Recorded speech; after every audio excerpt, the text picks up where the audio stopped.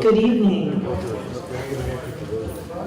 It is just after 6 o'clock, so I think we'll go ahead and get started. I'd like to thank everyone for joining us this evening.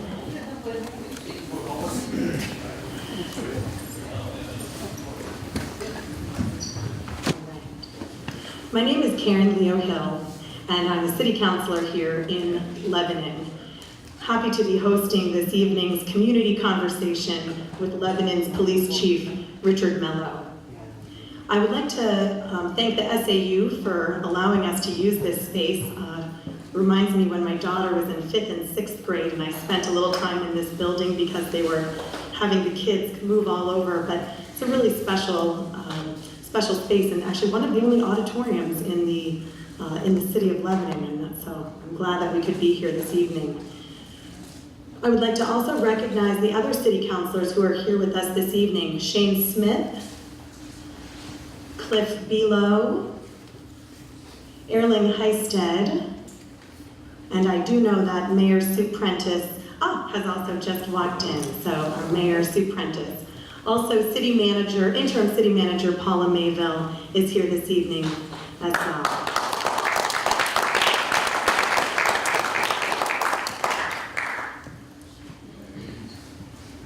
We're going to start out, I'll explain to you the format of this evening because it's designed to really give us a chance to go in depth into some topics that have been circulating in the community, and then to have a chance for open questions from the floor.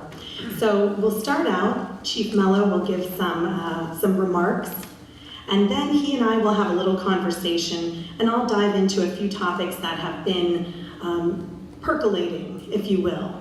After we go through a few topics, then we'll go into questions. And in order to help the question and answer time be focused so that we don't just jump from topic to topic to topic. I know there are a lot of people, for example, who are interested in issues around immigration, for example. So we'll go into some topic areas and allow for questions around a certain topic and move on to a different topic. And so after we've done a few topics, then we'll have a chance to just open it to the floor. So if there's an issue that is not on the agenda that I've prepared that you want to ask a question about, rest assured you will have a chance to ask a question on whatever topic is on your mind this evening. Does that seem reasonable? I have also, Councilor Below also has index cards, and he will walk around at some point in case there's a question that you would like to ask, but you don't necessarily want to ask it yourself from the microphone. Councilor Below is happy to ask the question on your behalf, whether you want to put your name on it or not. But if there's a question that you would prefer to have someone else ask for you, we can make that happen as well. All right, so I'd like to first start out by introducing Lebanon's Police Chief, Richard Mello. Chief Mello comes to Lebanon from 25 years in law enforcement, his master's degree from Florida State University. He also has served in the military, and I apologize for not knowing what branch.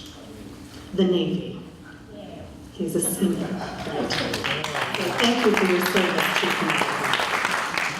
Chief Mello has been with us for about a year and a half now, and he came most recently, the most recent community, he was second in command in Hollis, New Hampshire.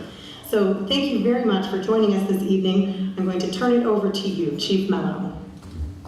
So, I don't know if this is working, this lapel mic. Can everybody hear me? Or is it going to be turned on? No. All right, I'm going to take this off now.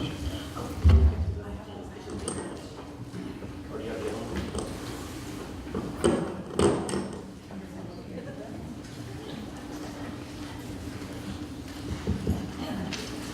Yes. All right. How's that? Any better? Yeah. All right, good. So, Karen has introduced me. My name is Rich Mello. I'll go a little further into my background, just so you understand who I am and where I come from and where I come up with some crazy ideas or what have you. 25 years in law enforcement. I started my career in Concord, New Hampshire.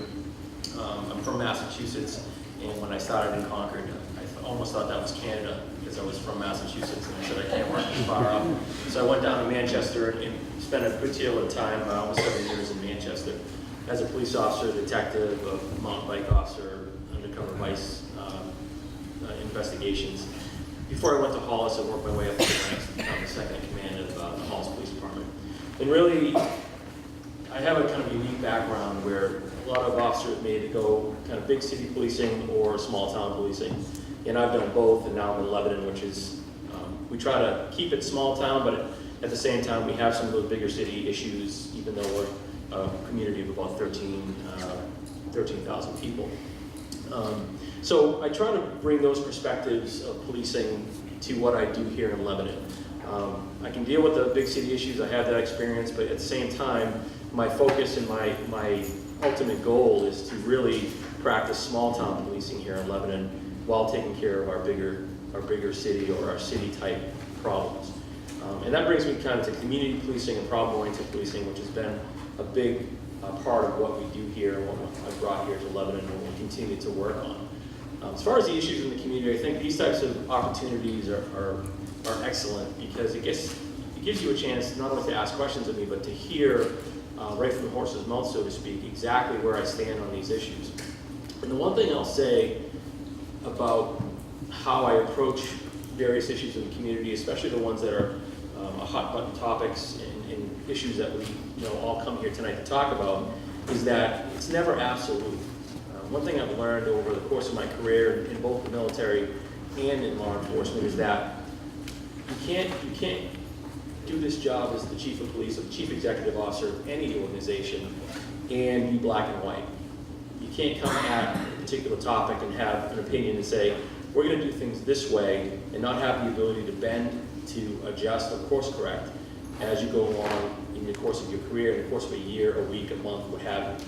And I've seen that, and we've done that as even in the 18 months I've been here.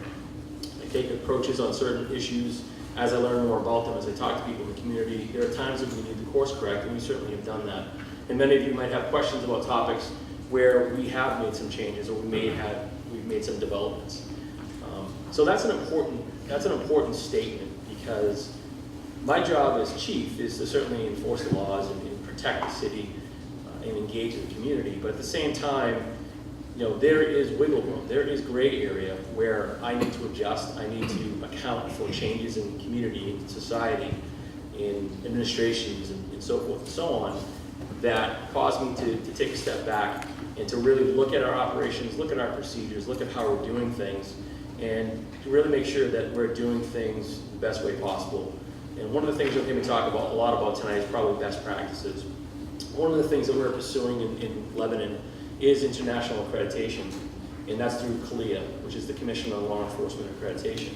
And why that's important is because it is a third party, it's an objective third party that looks at your operations, looks at your policies and your procedures, looks at how you're doing business, and says, yeah, you're doing a good job, or we need to improve in these areas. So instead of us looking at our own operations and saying, yeah, hey, we're doing a great job, and patting ourselves on the back, we have to prove to a third party that we are doing what we say we're doing. And if we're not, we have to make those changes, otherwise we don't earn this prestigious accreditation. And that will become important as I talk about policies and the things that we do and the reason that we do them. But it's important to me because we want to put our best foot forward. We want to make sure that we're doing things in our community that make sense, that are the best thing we can for the city and for those who live here, who work here, who play here. And it's what I come from. It's something I was involved in Hollis. It's something I believe very strongly in, and it's something that we will be pursuing. So I don't want to drone on other than to say, your comments, your questions, your observations, they're important to me not only here tonight, but also overall. So if there's something that you don't want to ask me tonight in front of other people, a comment you don't want to make in front of other people, I left a stack of business cards in the back. It's got my phone number on it. It's got my email address on it. Feel free to drop me an email. I guarantee you that I'm responsive and you'll hear from me within probably a couple hours, if not sooner, at the most a day. And I'll answer your questions, give you whatever information you're looking for, and engage whatever topic you want to talk about if you want to do it outside the purview of a kind of an auditorium full of people. So other than that, if you see me out in the community, which you will and you should, feel free to walk up to me and ask me whatever question you want. We have coffee with the cop events every month, not because I like drinking coffee, but not only because of that, but because it gives people an opportunity to come down and see me, talk to the officers without an agenda, and ask questions not just once a year in a forum like this, but you have opportunities throughout the year, throughout the weeks, throughout the months. So, with that. All right. Well, thank you for that. It's really interesting to hear from our police chief on kind of his overall philosophy of policing. Now, over the past year or so, there have been a number of specific topics that have come up. Last year, we had an entire opera house full of people concerned about homelessness, the opioid epidemic. Marijuana decriminalization is another topic that's been in both New Hampshire and Vermont state legislatures. Use of force, race and gender issues, mental health, immigration. So I'd like to go into each of these topics and give you a chance to speak a little bit about them, and then we'll go into Q&A with the audience. So let's start with homelessness. This was something that was big last year. There was the encampment, a lot of folks remember, near the Hannafords grocery store. People were very concerned about having a humane approach to dealing with folks experiencing housing instability. People remember the auditorium full of people last year with warmer weather upon us, well, maybe warmer weather coming at some point. Are you seeing folks living outside? Do you think this is going to be another issue, and how do you see the new policy working or not working? It's an ongoing issue, and it hasn't stopped actually since last summer. The only thing that's changed since last summer is that starting in the spring, we don't have people camping in the Market Street lot. But throughout the winter, we've encountered people out camping on private property, on state property, along the train tracks, in various areas of the city. So we continue to see them scattering across the city. I'm sure this summer will be no different. We haven't cured the homelessness problem in Lebanon, and safe to say that there isn't a community in the United States that's cured this problem. One thing we have done, though, and I think in bringing the attention that was brought to it last year, was we have an approach, I think, which is a solid approach to dealing with homelessness. And it's not just the approach of the Lebanon Police Department, it's the approach of the city of Lebanon. Starting with the interim city manager and the mayor and the council, everybody was on the same page, creating a task force and working on this very issue. And so this ordinance, when it was put into place, obviously a lot of controversy about it, and I see many people in this audience today that were in some of those meetings on this particular issue. And one of the concerns was, this ordinance is going to criminalize homelessness. And, I understand that perception, and I spoke about that perception. And, I think one of the things that came out of this is the fact that the city of Lebanon treats homelessness with a very humane hand. Our goal is to give people services, not only the police department, but the city, certainly the city. But with Lynn Goodwin and Human Services, we are in constant contact with her. So our procedure, to break it all down for you, is if we get a call about someone who's homeless in a tent, or we come across somebody, or we get a call from a citizen about finding a tent or someone who may be homeless, we'll respond and we'll make contact with that person. We'll try to understand the reason for homelessness as best we can. We'll try to find out if they're in any current services. We'll try to find out what services they may be in need of, if it's medical attention, or if it's a shelter for the night, if it's in the middle of the winter, a warming shelter, what have you. But ultimately, our goal is to provide that person services or referrals to services. So we'll give them a card, a homeless outreach card that says, these are all the services that are available to you. I'll then take that call in its entirety. I will make sure that the privacy information is redacted, and I'll send that to Lynn Goodwin of Human Services. And then Lynn will either outreach herself, or she may utilize one of the other various agencies in the area to do outreach to that particular tent. And she walks down there with a number of other people. She makes contact with them. She gets them at the office, gets them services, tries to help as best we can so that we can get people housed as opposed to just moving them from location to location. So since that ordinance went into effect, I don't even remember the date at this point, we have written no city ordinance violations for that. I don't anticipate that we'll write any city ordinance violations because we go to the nth degree to really take a service approach to that particular problem. That is the ordinance is the last ditch emergency effort if we need it to try to address an issue that we have spent considerable amount of time, if that happens, in trying to solve it with the person affected. And I think that's, that's a solid approach. We wrote a policy that delineates that, which we had in effect prior to it passing. And, it's certainly been a very successful endeavor. Not to say that we have solved homelessness, but it's been successful in the way that we deal with it and how we try that. Thank you, and I do see Lynn Goodwin, our Human Services Director for the city, who is here this evening as well. I didn't know Lynn was here, and I would give her more kudos from the back, but Lynn has done an incredible job. She's incredibly dedicated. She's either reaching out to me about an issue or a person or a situation that she's heard of, or when I reach out to her, she's immediately responsive. And she's not just an employee, she's truly someone who cares and really cares about the outcome and the people that are affected. She's really the champion of that cause, and she deserves that recognition. Thank you. Let's talk about another topic that is really a nationwide issue, the opioid epidemic. At a recent budget meeting, I think you said something like, we're not going to arrest our way out of addiction issues, something like that. Can you talk about the opioid epidemic and how it's affecting Lebanon and your department in particular?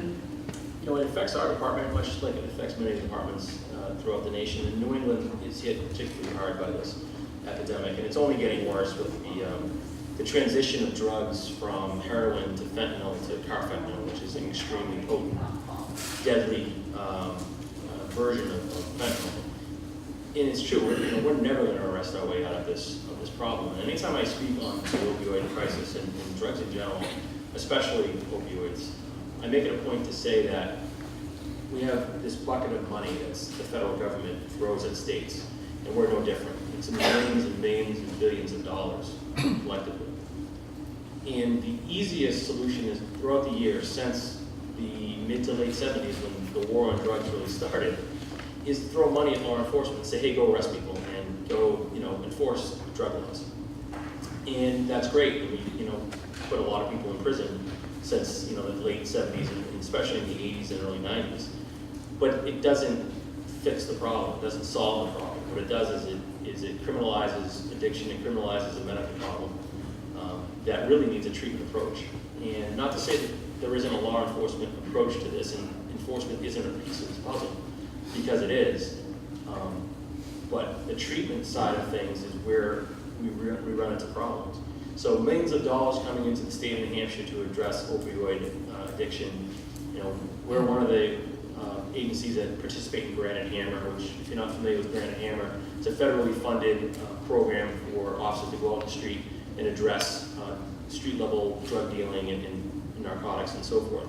And we make arrests and we take dealers off the street, and that's all well and good. But it's the second half of this equation, it's the treatment side of things that is really lagging behind.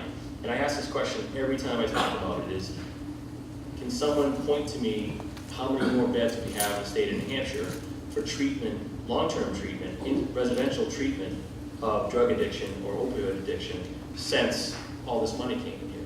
And no one can really answer that question.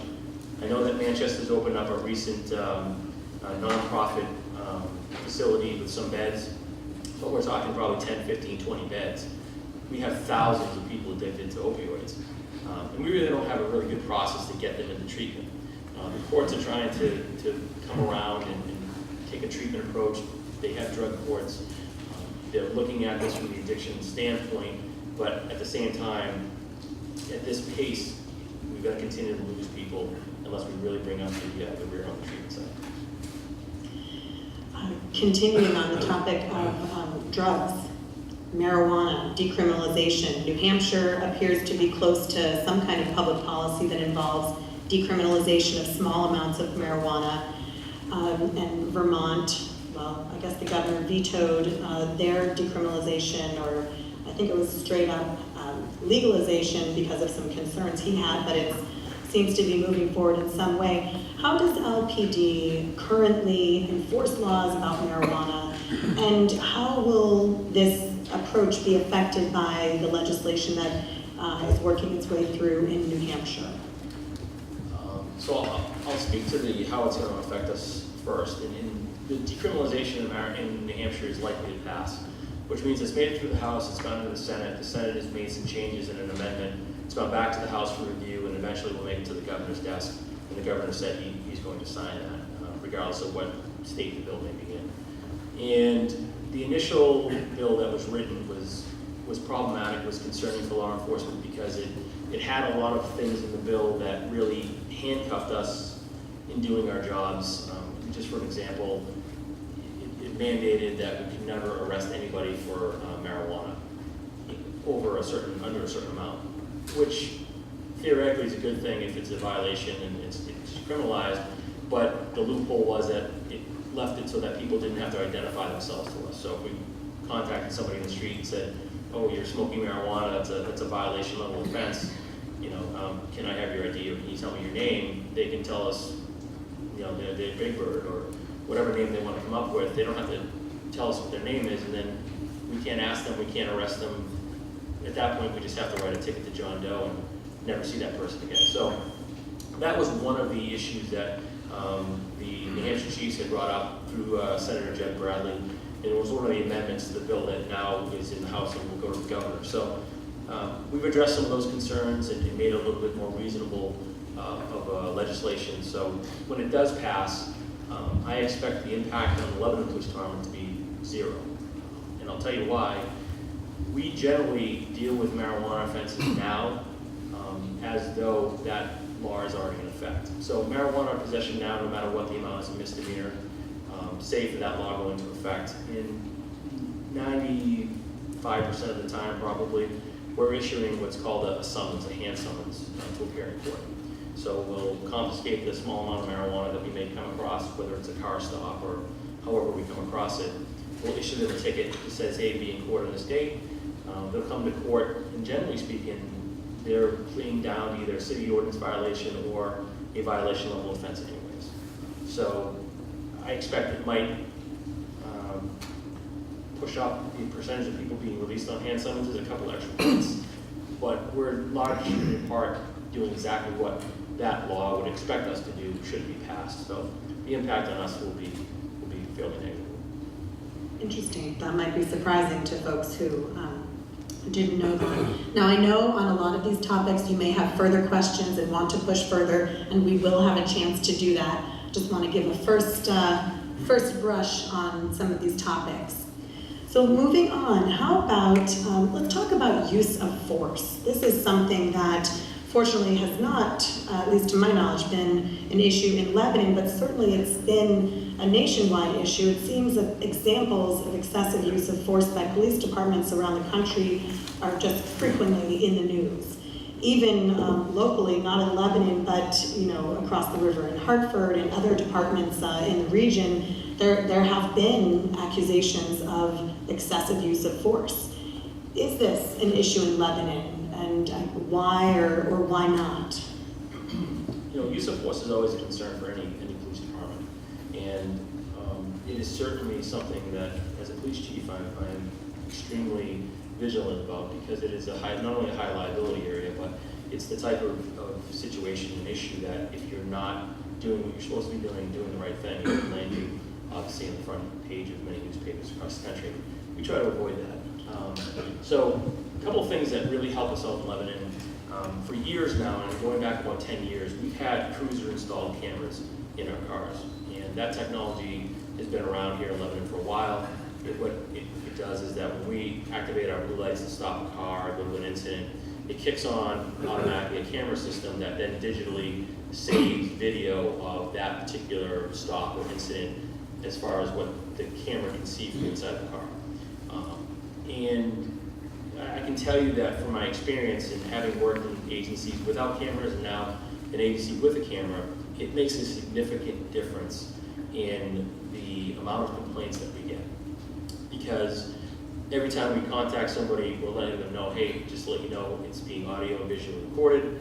So everything that we're saying or we're doing is being recorded. Therefore, if someone has a complaint or has an issue of how they were treated or what was said, we can pull that video, that audio, and we can listen to it and we can address that complaint. This past year, we had a very generous donation from city resident to purchase body cameras. She donated $18,000 so that we could purchase the Panasonic body cameras that go along with our in-car camera system. We now have those in place. The policy's been written. We've been using them for 3 or 4 months. And it's been a very successful program, aside from some technical glitches in dealing with equipment. But it now extends that reach of the camera and audio outside of the car to the officer's body, where that camera sits right here in the middle of their chest, and then goes everywhere the officer goes. It's activated anytime we're providing a police service, and it records in high definition all the audio and video of what's going on. So having said that, I'll tell you, and I'll read off our stats as far as complaints, use of force complaints that we received since 2014. In 2014, we had 0 use of force complaints. In 2015, we had 0 use of force complaints. In 2016, we had 1 use of force complaint that was exonerated because it was caught on video and was found not to be use of force or excessive use of force. In 2017, thus far, we've had 0 complaints. To give you an idea of how many uses of force we have, in 2016, we had 17 use of force reports done by officers. That means anytime we put our hands on somebody or display our taser, display our firearm, use some sort of defensive technique, what have you, the officer is required to do a report, a separate internal report that lets us keep data and look at those situations. We had 17 of those in 2016. So we're not talking about a huge number. I think our officers do a really good job in utilizing the appropriate restraint, using the appropriate amount of force that's necessary. And we do gain a lot of compliance. And I think part of that is, one, a professional approach to policing, but the second part is that everybody knows we videotape, everybody knows we audio tape. Both officers and civilians. So, everything we do is under scrutiny constantly. And people can be assured that, if they're involved with us, that we're going to have that standard of conduct that I expect. And I think that plays itself out in the data and the numbers. It's very interesting. Another topic in the news, race and gender. So we live in one of the whitest states in the country, and our police force reflects that. But our community is becoming more and more diverse, with people of different races, ethnicities, gender, transgender. We have multiple languages spoken in our city. How do you make sure that people are being treated fairly by Lebanon police regardless of race and gender? How do you deal with issues of diversity and bias in the Lebanon Police Department? So we do that a number of different ways.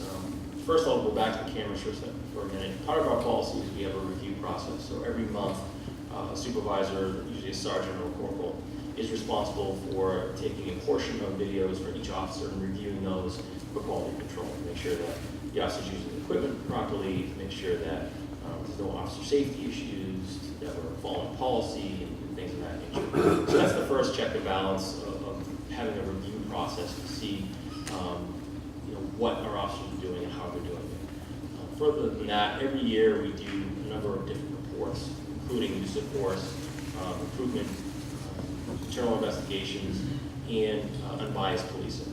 And unbiased policing, what that is obviously we don't want to discriminate against anybody based upon religion, race, sex, gender, anything.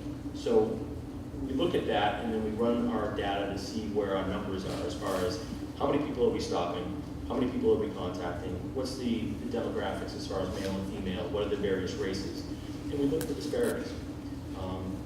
That is a little bit of a subjective measure because we know that we're somewhere around 1% African American, for example, in Lebanon. That isn't the best gauge sometimes as what our numbers should be. We're at the pinnacle of I-89 and 91. 91 drawing a lot of traffic up from New York City and Connecticut, which is a far more diverse population than we have here in Lebanon. Further than that, we have Dartmouth right next door that has a very diverse population of students. We have a lot of people coming to the city to work, DHMC and other businesses, which draws a little bit more diversity, especially people commuting from Manchester and so forth. So when we look at those numbers, we have to look at it and understand that we're not just looking to be representative of just our residential population. we're looking to be representative of what our overall daily population is. And in looking at those numbers, we do it every year, and I looked at the report from 2016, I run the numbers already in 2017 thus far, and I see numbers that seem to be in line with what I would expect. And I don't see any disparate policing or disparate stops, so to speak. And that's, the checks and balances that we put in place to make sure that, again, we're adhering to a standard that we expect. And we do these things now, even though we're not yet CLIA accredited, even though we're pursuing that. But that is a requirement of CLIA accreditation, is to do these reports, to look at this data each and every year, look at our internal investigation complaints to make sure that the complaints that come in are being dealt with appropriately, that if they are alleged some sort of discrimination, and we're looking at that very objectively. We're looking at all the data that we can bring up so that we can ensure that we're not only adhering to that standard, but that we have the trust of the community. Thank you. Let's talk about mental health. Mental health issues seem to be increasing in our society, and yet funding always seems to be woefully inadequate. How do you see mental health issues? What is your perspective on that as law enforcement? Mental health is a huge impact on what we do and how we do it. We deal with a lot of people who are in various stages of treatment, who have various issues, mental health issues, some very, very mild, others very severe, and we have to ensure that our officers are trained to deal with that. So we have a training program that we participate in, and all our officers are trained in it. We have instructors that deal with mental health in law enforcement. And as a law enforcement officer, you can arrive on the scene of a variety of different calls for service, whether it be a shoplifting call, a theft, an intoxicated person, you name it, or just someone acting strangely in the community. And you always have to keep in mind that it could be not only a substance issue, but also a mental health issue as well. I think we're fortunate to have some of the best doctors and hospitals, in New England and probably in the country, right here in Lebanon, and we use that to our advantage. And when we come in contact with somebody, the first thing we're looking at when we're seeing something that's just not right or off is whether or not there's a mental health component. And if there is, we know that we have a process by which we can bring people for treatment, rather than arresting them or taking them into custody or charging them with intoxication or disorderly conduct, but it's really just a mental health issue. So we're very, very much in tune with that. We take it very seriously. We do training on a continuous basis throughout the year so that our officers are trained and equipped to recognize those signs and act accordingly. So maybe the biggest topic that I've been hearing about lately is immigration. And I know there are a lot of people here tonight who are particularly interested in this topic. It's one of the reasons for this community conversation, really. People are concerned about undocumented residents being targeted by the federal government for arrest and possible deportation by ICE, the Immigration and Customs Enforcement Agency. How is Lebanon Police Department involved or not involved with ICE? And I know people will have a lot more questions, so you don't have to answer everything now, because right after this we'll go into Q&A and let people really dig in with their questions, but can you give a general sense of this topic? Yeah, certainly, and this is obviously a hot button topic in the community, but it's also one for law enforcement. For example, the International Association of Chiefs of Police, which I'm a member, came out recently with a statement on immigration and the changes in the federal government and the Trump administration. And what they said, and I'll give you a brief overview, is that they don't agree with the potential mandate that the federal government is talking about, that's saying that local law enforcement should be used to further the immigration investigation of the immigration issue. And I agree with that wholeheartedly. And I think that was a bold statement for the IACP, the Internal Chiefs Association, because it really spotlights exactly what we've been practicing for the last 50 years at least here in Lebanon and in various departments throughout the state, is that we're not immigration officials, nor do we want to be, nor should we be. I have enough issues on the local level within the community to spend my time on. I don't need to spend it chasing after people who may be undocumented. Now, that's not to say that we don't, on occasion, have contact with Immigration and Customs, because that does happen. We cooperate and collaborate with a number of federal agencies, the FBI, DEA, the ATF, or more recently and more often, I should say. And ICE is certainly part of that equation, but very, very few instances throughout the year do we have to actually deal with Immigration and Customs. In fact, in 2016, we had one instance where we actually came across somebody who had a ICE detainer or an ICE warrant. That's one instance in 2016. I don't think there's been any in 2015 and 0 so far in 2017. Now, the concern and the perception is that could change, obviously, with the new administration, and we're certainly aware of that. One of the things that, if you read into federal law, there's a thing called the 287G program, and that's a program by which the federal government would actually deputize your local law enforcement officers so that they can actually do immigration enforcement. It's a voluntary program. We do not participate in that. We are not going to participate in that, and that's not going to change, at least as long as I'm chief. I don't believe in that program. I think, the resources I have and the expectations that I have for the city is that I focus on local issues. There's also been talk about the ACLU's 9-model policies, and I reviewed those, and Sean Benjamin is here and left me a copy. And Sean, I'd like to tell you that was the first time I saw it, but it's not. I've read it a couple times before that. And while I don't agree with adopting all of those policies, there's actually 2 in there that is being worked into a policy that we're working on now on undocumented immigrants. But the remainder of those either don't apply to us or are just so broad-based that it doesn't make sense for us to adopt them. Because I don't want to remove tools from our tool bag. And I'll give you a good example. Several months ago over the winter, we had unfortunately an incident where a church was burned down to the ground. And I'm sure you're all familiar with what I'm talking about. And then this particular person went over to a house and stabbed 2 people and tried to kill them because of their involvement in this case.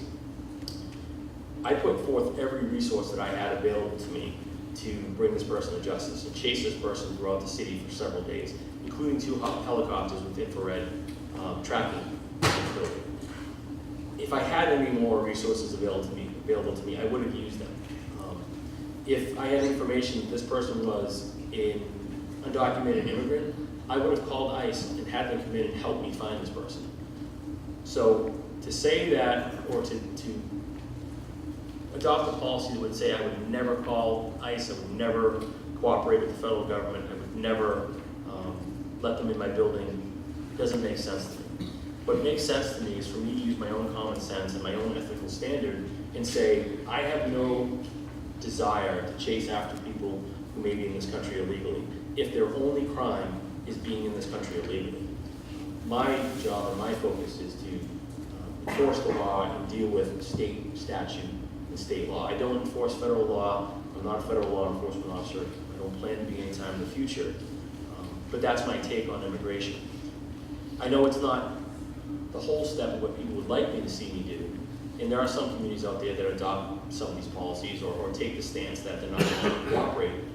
But honestly, I think that's, I don't think that's responsible. And I don't think that's ethical.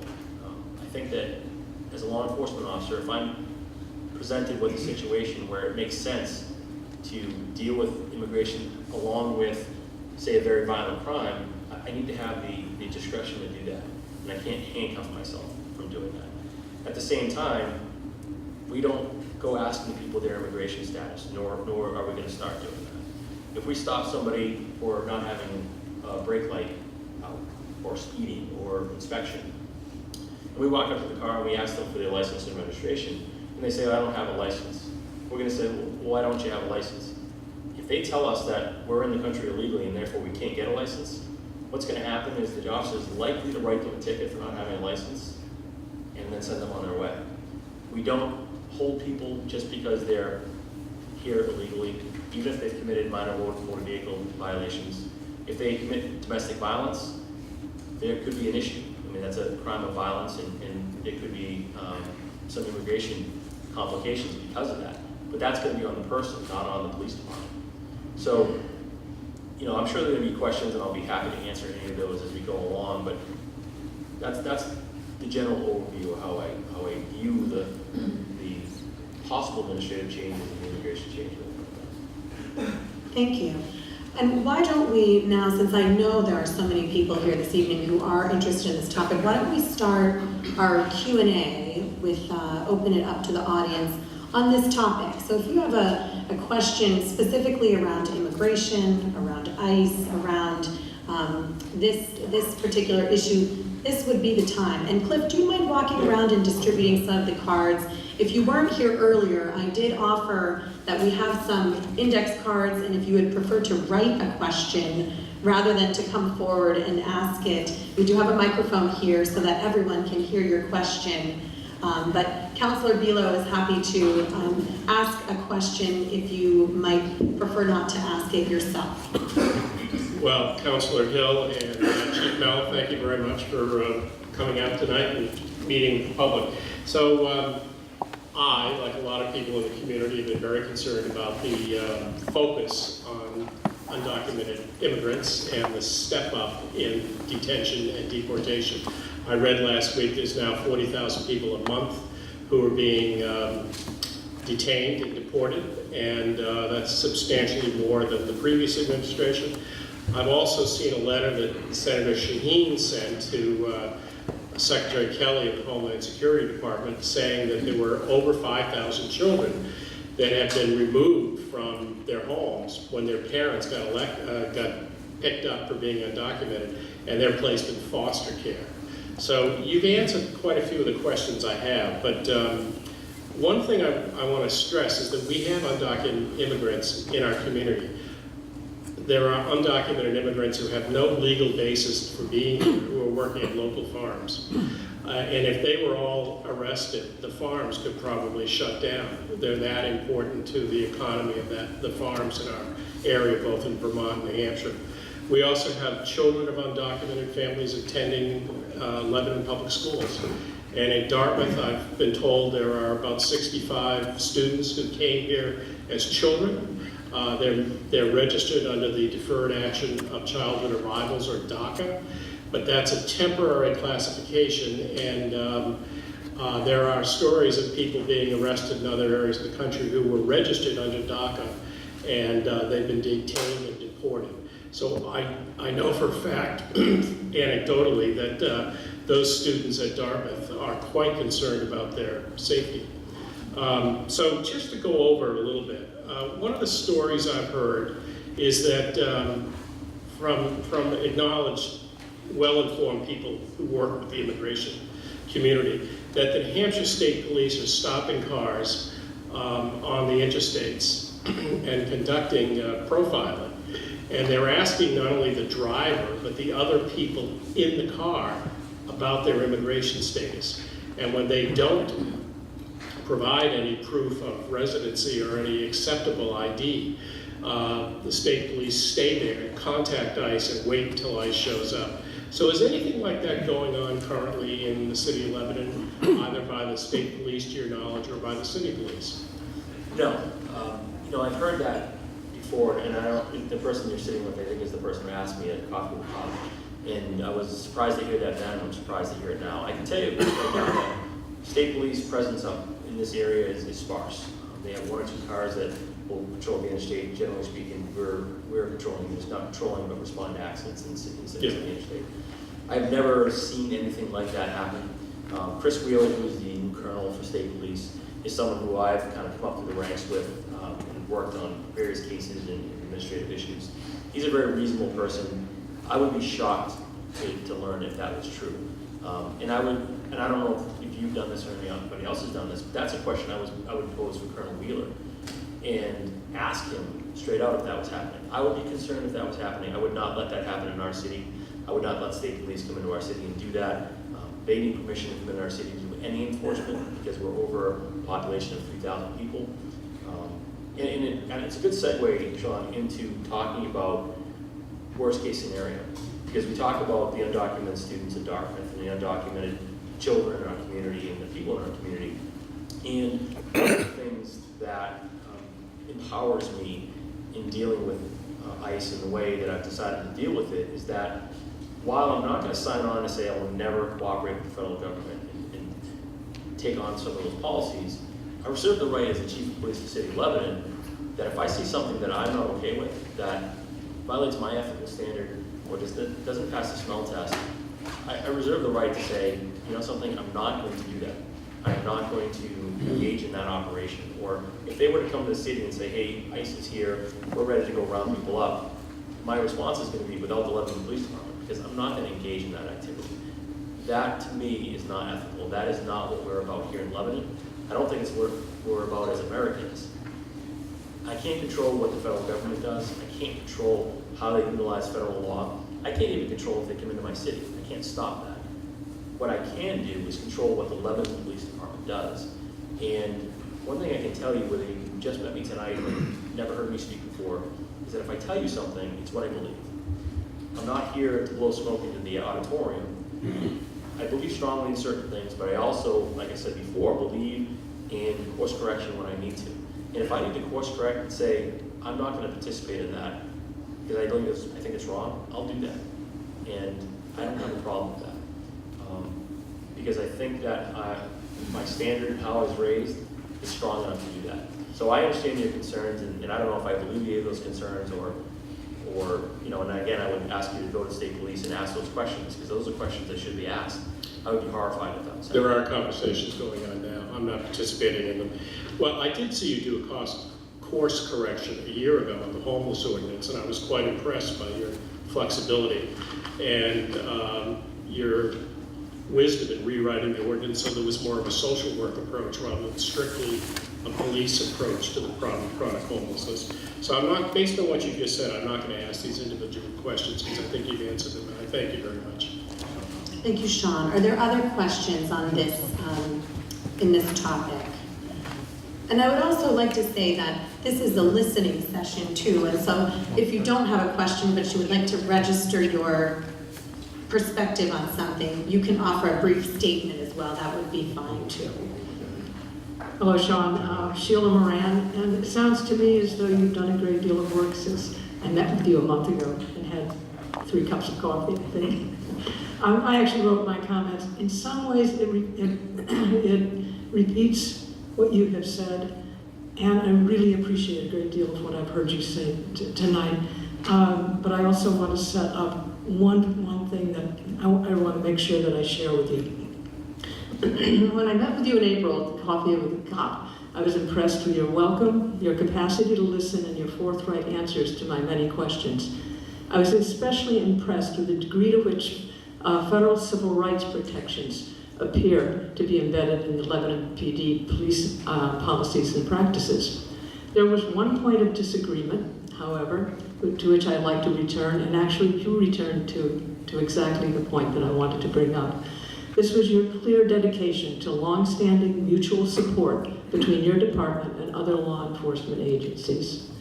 At any other time in my long life, I would not have been concerned about this. In fact, I probably would have applauded it. But now I believe so deeply that federal immigration agencies are engaging in inappropriate, possibly unconstitutional, and certainly immoral searches for undocumented people whose only crime is that they entered the United States illegally.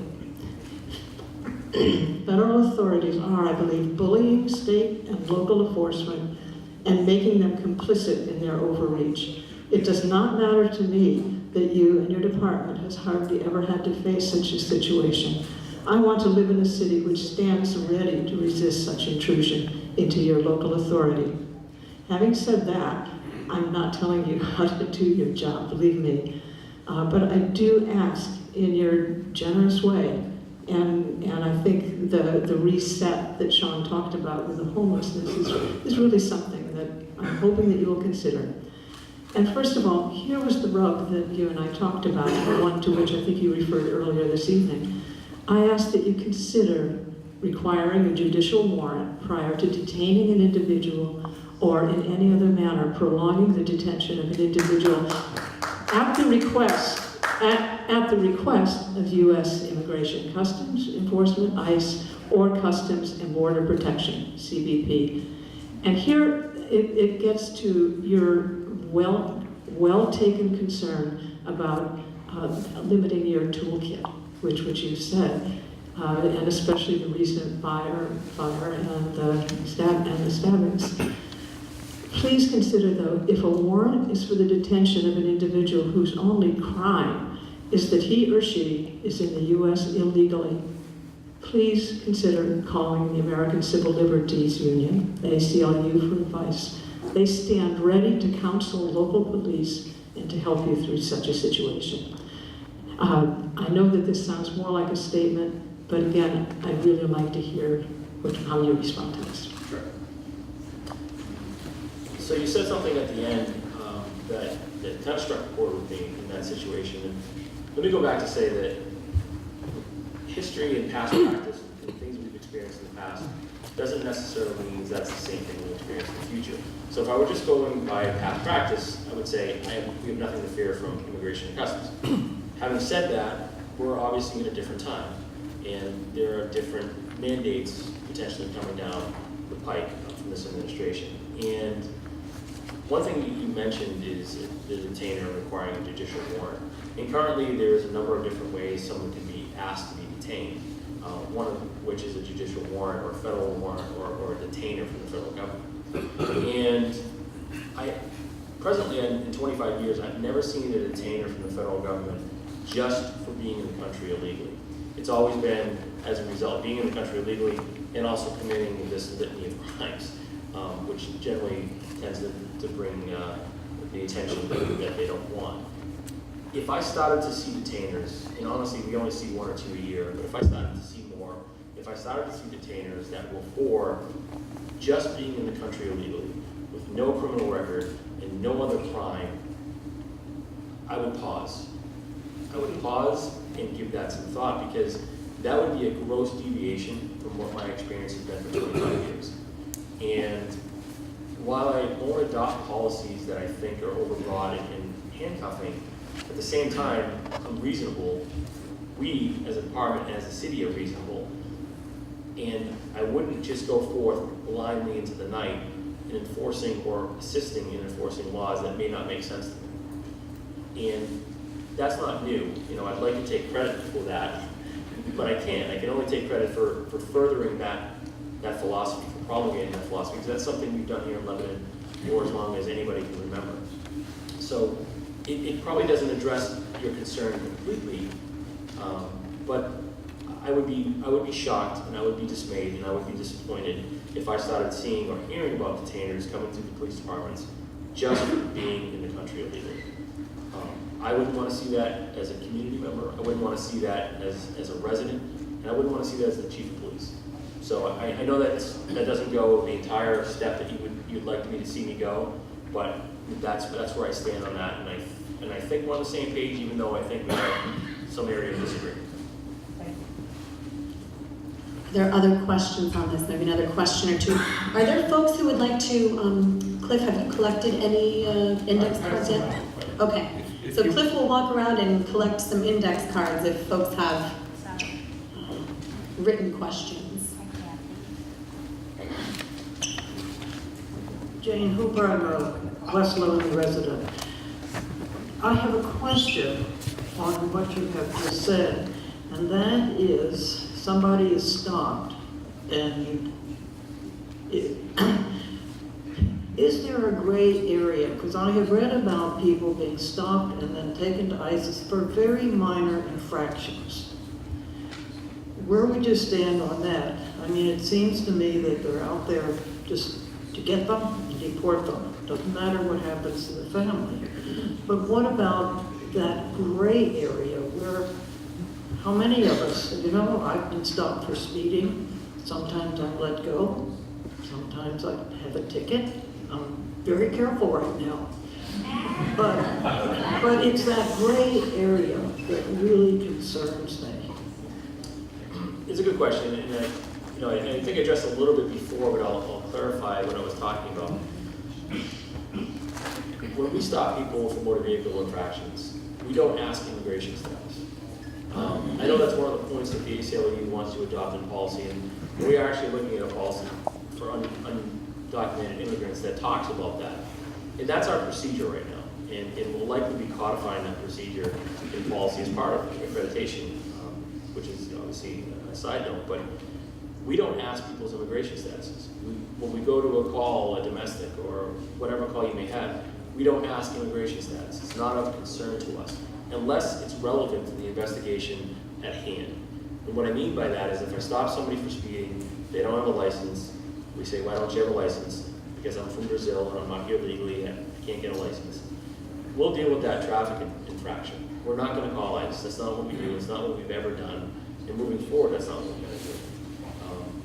If we stop that same person for speeding and they don't have a license, and then we have a hit that comes up in our national crime database that says this person's a convicted murderer or this person's a deported felon because they've committed gross assault and acts of violence, you better believe I'm going to call ICE. Because those are the people, by virtue of their conduct, regardless of whether or not they're a citizen or not, that have to pay the consequences for their actions.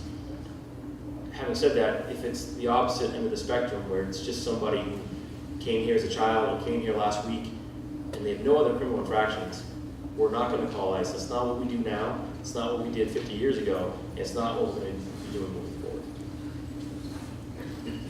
All right, well, another question or two, yes? I just want to ask you a question on follow-up. I don't want to get up for this question. What's the litmus test for truth? If your officer stops an individual for not having a driver's license, or for an infraction, and not using a directional signal, for instance. The officer walks into that car, threshold inquiry, how you doing, have a license? No, I don't have it. But my name is John Smith. How do you know that John Smith is there? How do you know that John Smith isn't giving you an alias because he is wanted on a murder warrant on a Brooklyn New York? Yep, that's a good point. And this goes actually to a little bit of the marijuana legal decriminalization question where we couldn't arrest people. So that happens. And it doesn't happen all the time, but it does happen. And this is how we deal with it. If we walk up and we go through that speeding stop and ask the person for the license, I don't have a license, why don't you have a license? Because I'm illegal, or whatever the case may be. We ask for identification. Oftentimes, they're able to give us an identification from the home country, from Mexico, from Brazil, a passport, something. Well, not necessarily a passport, but maybe a passport that has been stamped into the US. And if we can identify them positively by a means that we're comfortable with, we'll continue with that stop and issuing the ticket and knowing that person is who they say they are. If we've had contact with them before and we can able to verify their identity through our own computers, and say they've gotten a ticket before in some other jurisdiction or our jurisdiction, and we can run them through the motor vehicle database and confirm their identity, we'll move forward, just like I said, with that ticket. If we cannot identify them, they have no identification on them, they don't have a library card, they don't have anything, we can't make an arrest on a violation. And what that enables us to do is take them to the station, process them, get a photograph of them, take their fingerprints, and check them through the database to see if they are who they say they are.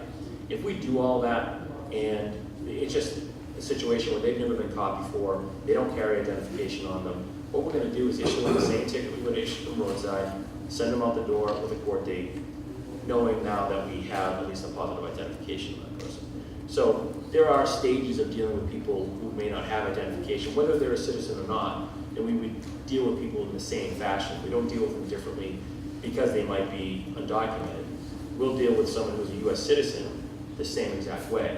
It's more about identification, positive identification, than it is about anything else. Babette, I think, and Erling in here, and then I think we'll have these 3 questions, and maybe 4 if they're quick, and then we'll move on. I know this is a big one that a lot of people care about, but there are other ones as well. I'm Babette Hansen, a Lebanon resident. I was curious when you said something, Chief Millen, I thought I heard you correctly, that if the state police cannot come in and take action in the city of Lebanon without your permission. Yes, there's more to it than that. If they're on the highway, or they happen to be driving through going from point A to point B, and they see a motor vehicle violation, they can certainly address that. They can come into the city if we invite them to give us assistance and things of that nature. What they can't do without my permission is come into the city and say, run a sobriety checkpoint down on Main Street. They can't come in and do proactive operations in the city without my permission. Okay, thank you. Yep.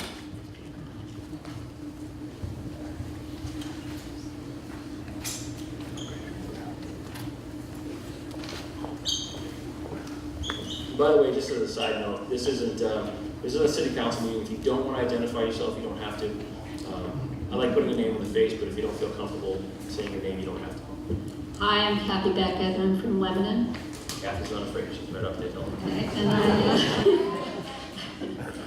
I just want to emphasize something that you mentioned earlier, that historically the authority for state and local law enforcement officials to enforce immigration law has been construed to be limited to certain criminal provisions of the INA that also fall under state and local jurisdictions. By contrast, the enforcement of the civil provisions, which includes apprehension and removal of deportable aliens, has strictly been viewed as a federal responsibility. I recently attended a meeting in Hanover where the town manager, Julia Griffin, and the Hanover Police Chief, Charlie Dennis, stated that they see that this is the way it will be conducted in Hanover. So Griffin said that bottom line, we don't have a role as a local community in enforcing ICE, regulations. So the other question I have, since town manager Julia Griffin was present, is who has the authority to determine how Lebanon acts around undocumented immigrants? Is that your authority, or is it the authority of the city council? It's a good question, and I think there's two answers to that. There are certainly jurisdictions throughout the United States that are deeming themselves sanctuary cities or some semblance of that. And that's a policy statement from, say, a city council or a town selectman or what have you. In New Hampshire, in many states are like this, the police chief has the authority to direct the police department by RSA 105. And so we could certainly, as a policy statement, the city council could say, well, we're a sanctuary city, but as the police chief, I still have to enforce the law and take action based upon what I think is best for the police department and direct the officers and direct the services of the police department as I see fit. Now, having said that, I don't see that conflict coming to the city of Lebanon. I think that my approach to immigration, my approach to how we're going to deal with this, and what Hanover, the town manager, said, I think is the same approach that we have here in the city of Lebanon. We don't enforce immigration law. We don't take that role. That is not our role to be had. We're concerned with community and state laws, and that's not going to change. Deeming themselves sanctuary cities brings with it a lot of other things to consider. And one of those things is USC 8, and I apologize for not having the second part of that law, which is now tying federal funds to your affirming that you're not going to be a sanctuary city. And was completing a grant application the other day, a federal grant, and there's a new directive in these federal grants that says that you will affirm, by applying for this grant, that you are not taking the stance of being a sanctuary city. I'm paraphrasing a lot of federal language, but that's essentially what it says.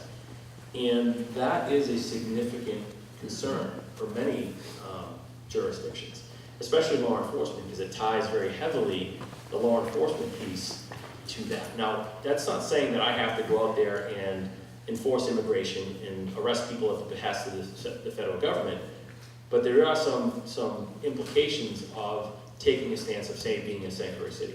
Now, having said that, if the city council says to me, well, we don't want you to apply for any grants, I don't apply for grants. That's the direction I get, that's the direction I would take. But at the same time, it's certainly a consideration that every community has to consider. And that's a policy decision at the level of the city council, the mayors, and so forth. Yes, ma'am. So to follow up, Hanover said that, now they are not a sanctuary city, but their policies are in line with that. Now, they said that any monies that they would lose from the federal government would be minimal.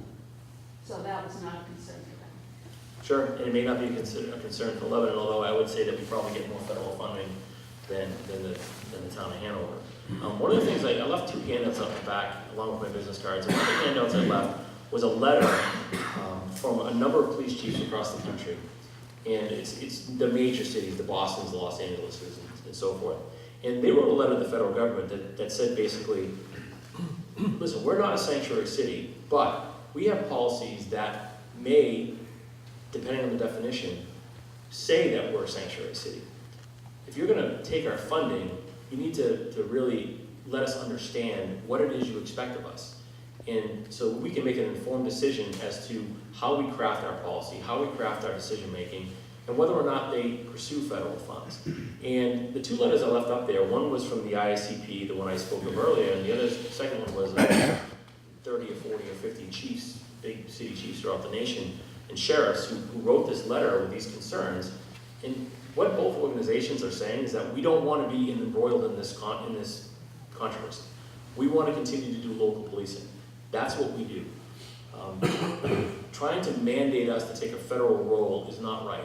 And that's what the largest group of chiefs in the United States is saying. That's what I'm saying. That's what everybody's saying. Some municipalities take a stronger stance, and some police chiefs say, "Oh, I'm not going to, cooperate and let them in my building." I think that's honestly irresponsible, and I think that's unethical, and I can't take that stance. Far be it for me to tell people how to do their job, but my job is to protect the city of Lebanon, and I think I can do that by balancing what I believe in, by balancing what I've said here tonight, and using my authority the right way, without putting myself into a box that I can't get out of, if that makes any sense. Thank you. Maybe one more question on this topic and then we'll move on. Did you want to? I'm on a different topic. You're on a different topic? All right, last question on immigration. I got to say. Okay, a statement. And then we'll move on, and if we have time at the end, we can come back for any last questions. Chief, with your permission and Karen's, I'm going to turn around because what I have is more a statement to the citizens of Lebanon than a question to you. But I think we as residents feel that we are all empowered in the same way, but I can tell you that we're not. And there are people that are residents of Lebanon today that wanted to come to this meeting but didn't dare to because they're an immigrant. They own property here, their family is here, but because they're an immigrant, they are challenged. In the last year, this particular family has been challenged several times because they're not exactly like us. But I think that Lebanon has lived on the French community that came down and supported the mills. My family came Mayflower and crew, but my dad came over from Norway. Immigration is something that makes this community a lot stronger. And if we as a community can go out and welcome those families, rather than having them going out and feeling that because of the political atmosphere having changed in the last year, that they now have to be challenged on the sidewalk asking, why are you here? Why do you have your papers? This is not the Lebanon that I think that we are capable of having. And I think that as a community, we can stand up, support those people, and welcome them much better than what we've done so far.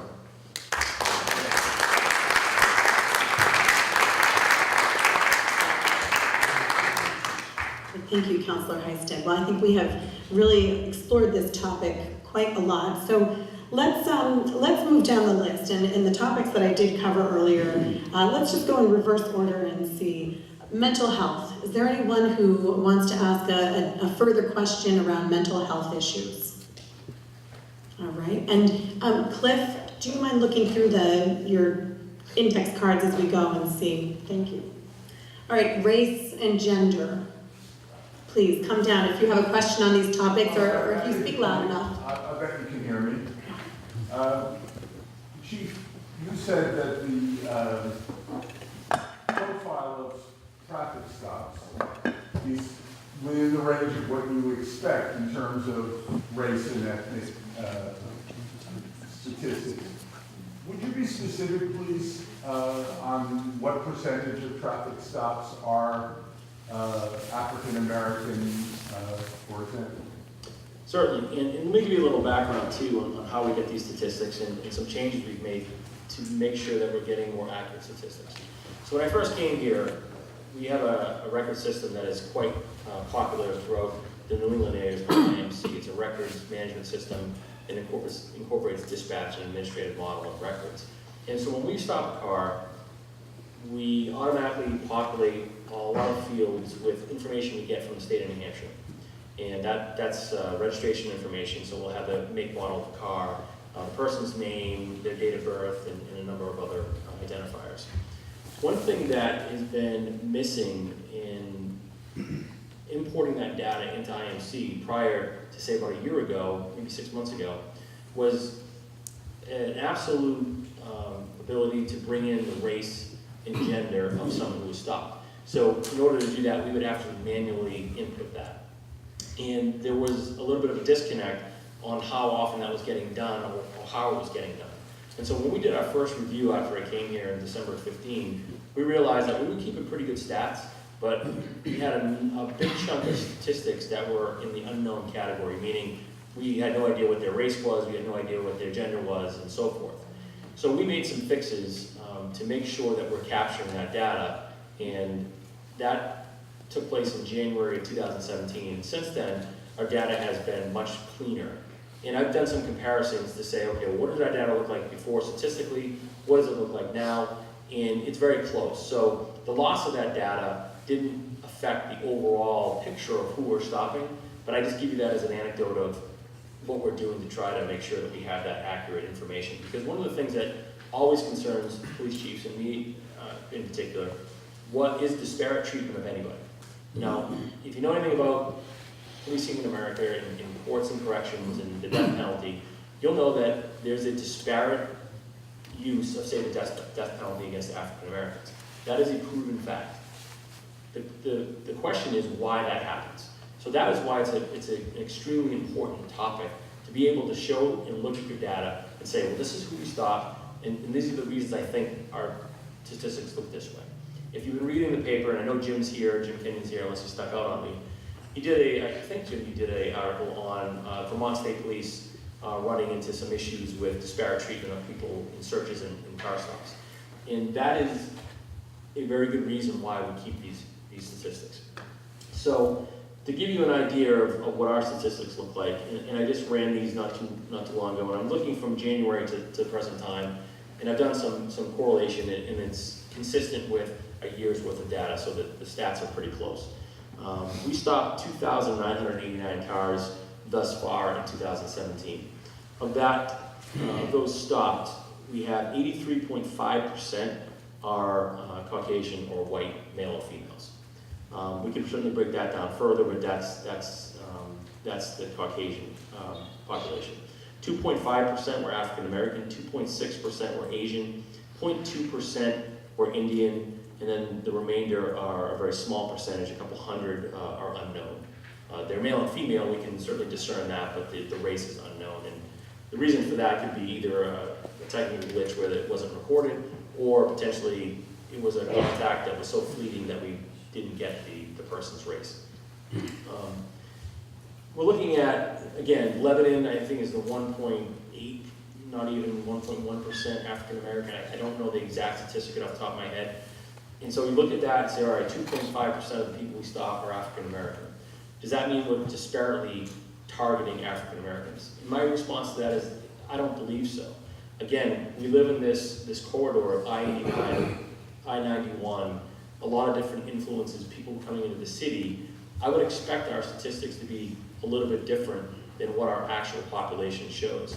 If I saw a 10.5%, say African American or Asian or Indian motor vehicle stops, I would be concerned. I would say, well, there's a disparity there, and we need to look at that and understand why that's happening. At this point, with about a percentage point difference in what our population representation is, as opposed to what our stops are, I'm comfortable that we're not disparately targeting people. But we look at that data on a continuous basis and certainly review it on a yearly basis to make sure that that's consistent and that doesn't change. And certainly any other anecdotes or any other information that may inform us otherwise, we would certainly look at. Another question, I saw someone with their hand up. Yes, please come.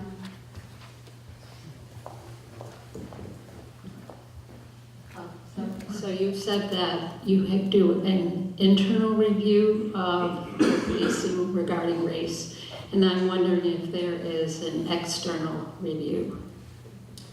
As far as people looking at our statistics, Right. there certainly could be. Those are public documents, public information. People do ask for our statistics. I know I've sent them out recently to a group, I believe out of Hanover, that was looking at that particular issue on a broader basis. So anybody is welcome to do a review of those statistics. We provide them with an information request. But no one reviews, so for example, your camera, you know, your films of interactions with people, that's never reviewed by anyone external to the police department. Yeah, well, the camera is a little bit different. That camera is an arrest. The videos that come from arrests are reviewed by defense attorneys each and every day. We send those out with any discovery material that goes out in the case. So those get reviewed, especially all arrests who have attorneys. Those are getting reviewed in every instance. Interestingly enough, about New Hampshire law with body cams is that body camera footage is actually not disclosable to the public. That was written in the law. It's kind of a weird little caveat of the law, whereas cruiser cams don't fall into that category. So we do deal with occasionally public information requests on a cruiser camera video. We release that. So there could be reviews in addition to what is reviewed by defense attorneys. But we certainly don't pay people to review. I don't know how we would do that. There are checks and balances, like I said, with defense attorneys and court cases and things of that nature, whereas if there's any allegations of impropriety or issues, we look at that very closely, and it's certainly not something we keep close to the vest. So if an individual felt they were being profiled, how would they access that? They would contact us. We have a professional standards division headed by Captain Cohen, and one of his many duties is to do any internal investigations, to look at biased policing or unbiased policing, to look at our statistics in addition to my responsibility as well. So if someone had an issue where they felt they were being profiled for whatever reason, be it race, religion, immigration status, doesn't matter, they could certainly come to us. They could contact professional standards. They could make a complaint. We could do an internal investigation. They would be able to see the video and have those discussions. There's also a checks and balance to that if someone felt that strongly that they were wronged or they were profiled or they have a complaint about us and they don't feel comfortable coming to us, they can go to the Attorney General's office and make that complaint. The Attorney General's office has a public trust section that deals with any complaint against police officers, police departments, and they do an initial review. It's no guarantee they'll take on that case, but they'll do an initial review to see if there's any substance to that particular complaint, and they do take on cases of that nature. So there are people who are looking over our work product if requested, and that's certainly one way to do it. Okay, thank you. All right. I just want to know, do you have problems with communications in this area? Because we do have people from totally French-speaking people driving through. If you happen to have an officer stop someone who speaks only French, do you bring someone in to talk to that person?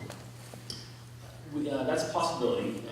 We deal with Spanish more so than French, but we can deal with, really, there's any number of languages that we could be faced with. So we have a Spanish-speaking officer, so if that officer's on, we're dealing with Spanish, that's an easy fix. If there's another language that is being spoken, we have the ability to call E911 in Concord, and they have translators that they can connect us with via radio that can then translate for us to the particular individual or motorist in whatever language they happen to be speaking. So that is a nice service through E911 in Concord that if we need it, whether it be a crime victim or someone who's calling on the station or someone we stop on the side of the road, we can do translation if necessary. Thank you. About marijuana decriminalization or the opioid epidemic, are there questions around these topics. Yep. I had a question about if you're stopping someone, you find a small amount of find marijuana on them, but if you suspect that they've been using it and driving, what can you do? Because, I mean, there's lots of tests for alcohol, but what can you do on the spot if someone's impaired? So we use the same procedure in assessing someone's impairment, regardless if it's drug or if it's alcohol. There are some differences in dealing with some of the drug behaviors that we see, but we use the same standardized tests to try to determine if someone's impaired. Because really that is the litmus test for us, is whether or not they're impaired. Not necessarily whether they're impaired by alcohol or marijuana or heroin or what have you. And there's additional things to look for depending upon what you suspect the drug may be in play with this person. But if they're driving and they've been smoking marijuana and they're impaired by that, we'll deal with it the same way we deal with someone who's impaired by alcohol. We'll do tests if we have probable cause to make an arrest based upon their impairment. We'll make that arrest. Instead of doing a breath test, we might take them for blood, which would look for a different scope of what someone might be under the influence. But this is not a new issue for us. It's been going on for years and years and years. The decriminalization of marijuana doesn't change the impaired driving piece of that. I don't know what's going to happen if it's going to make it more commonplace. I hope not. But certainly that's something that we have to be on the lookout for. But we deal with impaired driving the same way we've always dealt with impaired driving. There was another question, yeah? Yeah. Two quick questions. Does Lebanon participate in the statewide program where if somebody's having a drug problem, they can go to the fire departments and get help? So that would be certainly something for the fire chief, but we've actually been engaged in forums and where that question's come up.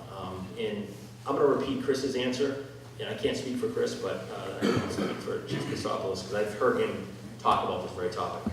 Currently, Safe Stations is not here in Lebanon. I know that Chief Christopoulos is consistently looking at a number of different programs to see if it makes sense to bring those into the city. And I know that Safe Stations is one of them. I don't know where he is in that review process, and that would be a question that you probably could email him or call him with. It is really a fire department-driven program, although if he brought it to the city, we would certainly participate in it in any way we could. But that is, it's a good question. I know that it's been some success in Manchester and in other jurisdictions. The question is, I think, for the chief, is whether or not it makes sense from a foot traffic standpoint for him to put that program into place. But I know that he's looking at it with some of his firefighters, and whether or not he adopts it, I don't know. But that is definitely a question you could certainly ask him. And my other question is, where are the drugs coming from? Is it people in the area who are manufacturing these, or do they come up from out of state? I may not have enough time tonight to describe where it's coming from, but I'm going to try to give you the Reader's Digest version. Manufacturing, we don't see a lot of that in the city. In fact, we don't see a lot of it throughout the state. And I'm going to keep marijuana out of this discussion because that's a different topic. The manufacturing of opioids and narcotics and other hard drugs tends to happen majority of time out of state, sometimes out of the country. And the reason why Lebanon is a very unique community and where we're located is because we get drugs from two different locations, generally speaking. It either comes out from the Lawrence, Mass, or the Massachusetts area, and it comes out via 93 to 89, or it comes out from the New York City, Connecticut area, in which case it comes up through 91. And the interesting part of that is that depending where it comes up from, it will look different, it will be a different form. So for example, the drugs or the heroin, and I call it heroin, it's not really heroin anymore, it's fentanyl, carfentanil, or whatever you may see. That's coming up from Massachusetts, it's coming up from what's called fingers. And fingers is a very hard-packed substance that looks like a finger. It's broken up when it gets to its final destination by the dealers and sold to other people and so forth. When it comes up from Connecticut and New York City, it's coming up in packets. And that's what we see predominantly. We don't see fingers a lot up here, but we see packets. Not to say that it doesn't come up in packets from Lawrence and other Massachusetts, but it tends to be different, and it could be different substances, and every time you see it, it could be something completely different in its makeup. That's the easy answer. Where it comes from and where it's manufactured, your guess is as good as mine, and that's probably an issue for the DEA. All I know is the chief of police here and other chiefs throughout the state is that we're seeing it. It's coming up here.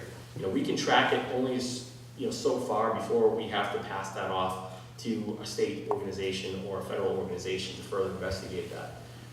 But it's coming here, and it's coming here in a number of different ways. The only other thing we see maybe manufactured here more frequently is methamphetamines. So we're having some meth cooks from time to time, which is extremely dangerous. We've had them in the woods, we've had them in apartment buildings, we've had them in houses, we've had them in apartments.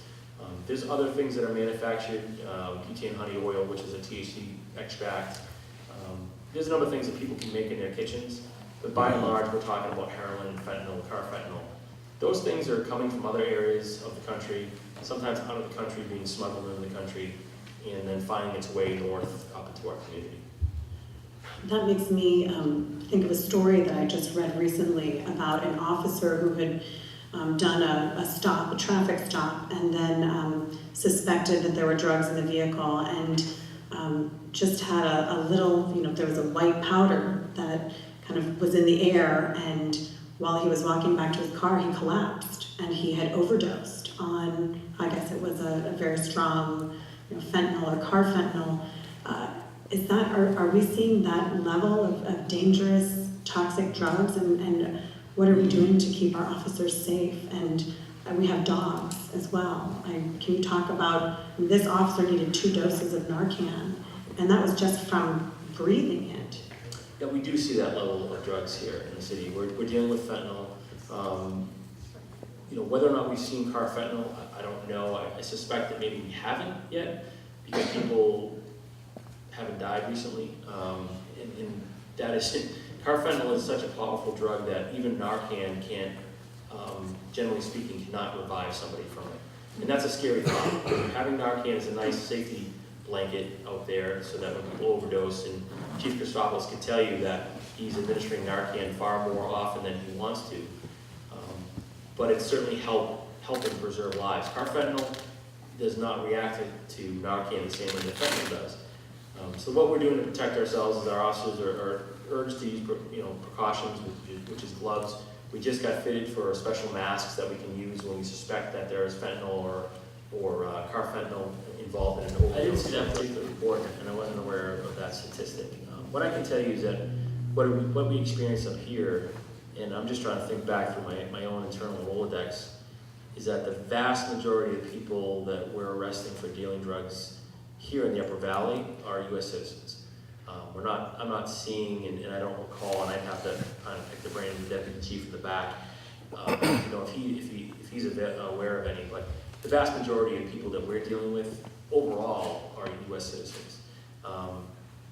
So, we're poised to deal with any person who is dealing drugs, whether they're a U.S. citizen or not a U.S. citizen.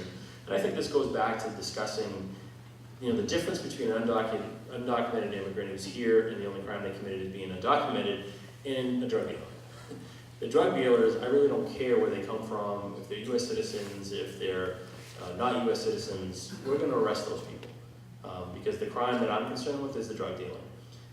I don't care what race they are, I don't care what sex they are, I don't care what religion they are. Anybody who's involved in that particular venture is bad for our community, and we'll deal with them consistently and fairly. But, those statistics, and again, it goes back to us being not a very diverse community. Boston is a completely different, jurisdiction, a completely different community makeup, and honestly, the issues that we're dealing with on a smaller level are so much larger down there, and I don't envy the position they're in to navigate those waters, but any type of drug activity, regardless of where it comes from and who's doing it, is concerning. So, but I appreciate the info. All right, Cliff, let's get some of these written questions. Okay, here's the first anonymous question. You represent the LPD as reluctant to arrest for many incidents. Yet there are many stories from citizens about heavy-handed policing. How come so many stories? What was the first part? You represent the LPD as reluctant to arrest for many incidents, yet there are many stories from citizens about heavy-handed policing. I don't know that I have a good answer for that. The question doesn't jive with what I've experienced here in Lebanon in the last 18 months. Again, we have a number of different ways to try to vet out that type of, and I don't know what the definition of heavy policing is. I don't know if they're talking about us beating people in the street or arresting people or writing tickets. So without kind of further context to that, it's hard to answer it, but just looking at it from the general definitions, it doesn't seem to correlate with what my experience is. Okay, here's another one. From time to time, a Lebanon police cruiser is on I-89 running radar. Shouldn't they be in Lebanon? I-89 is a state federal highway. Unless we are paid to be there, LPD cars should be in town protecting the city. Yes, and I do agree with that general statement. And one of the conversations that we always have internally with myself and the command staff is, how much attention that 89 is getting. And again, we're in a very unique area, and I'm not trying to poo-poo the state police by any means. So my comments are meant to be more informative.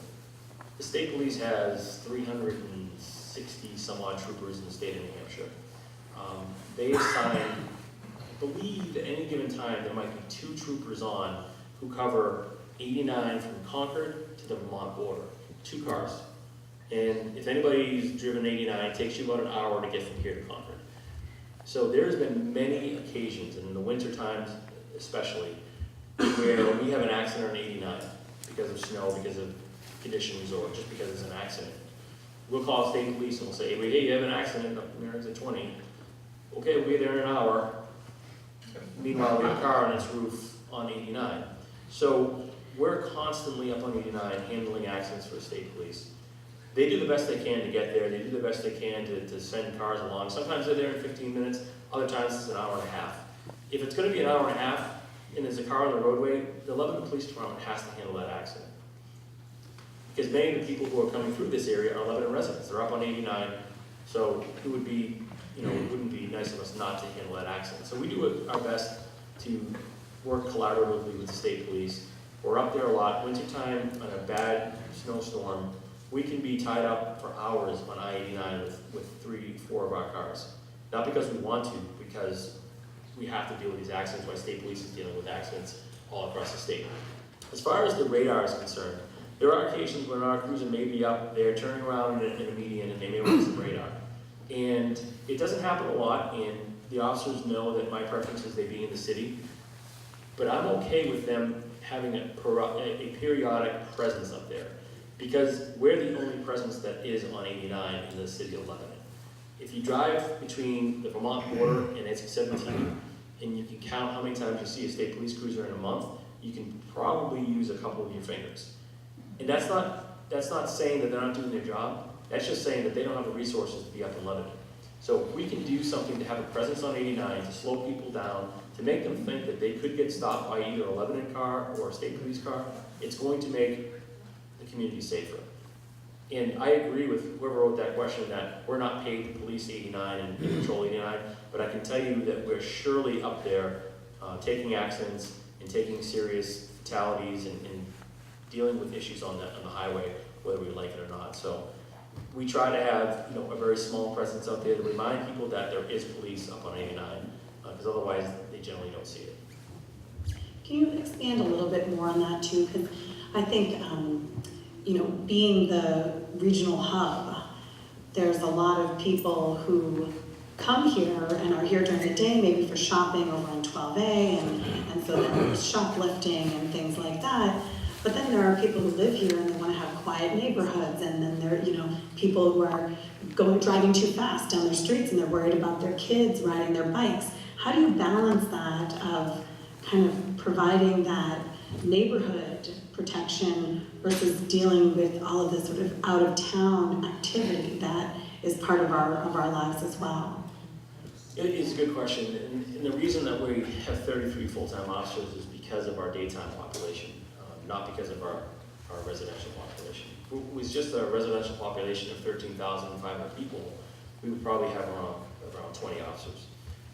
But we're drawn to various areas of the city, 12A especially, because we are the hub of the Upper Valley. And so we're dealing with, the larger that 12A gets as far as box stores and commercial venues, and it's great for the city, but at the same time, it's a huge drain on all the city resources, not just the police department. And so what we try to do is balance that with being down on 12A, being visible, trying to keep people driving slow through traffic, obeying the traffic laws, dealing with the shoplifting that comes in, and many of whom are coming in from out of state, from Vermont or where have you. At the same time, really promulgating a community policing philosophy where our officers are walking down on Main Street, they're riding their bikes through the neighborhoods, we're walking through the neighborhoods. We're trying to push forward with any number of community services that we can, whether it be the RAD program, Coffee with the Cop, National Night Out, any of those types of programs that we're trying to really push forward to engage people across all of the community. And it's a balancing act, and a lot of times, we don't have the resources that we need, but that's not to say that the entire city doesn't feel that pain. The fire department, the DPW, the city hall, we're all facing that, trying to balance budgets with resources.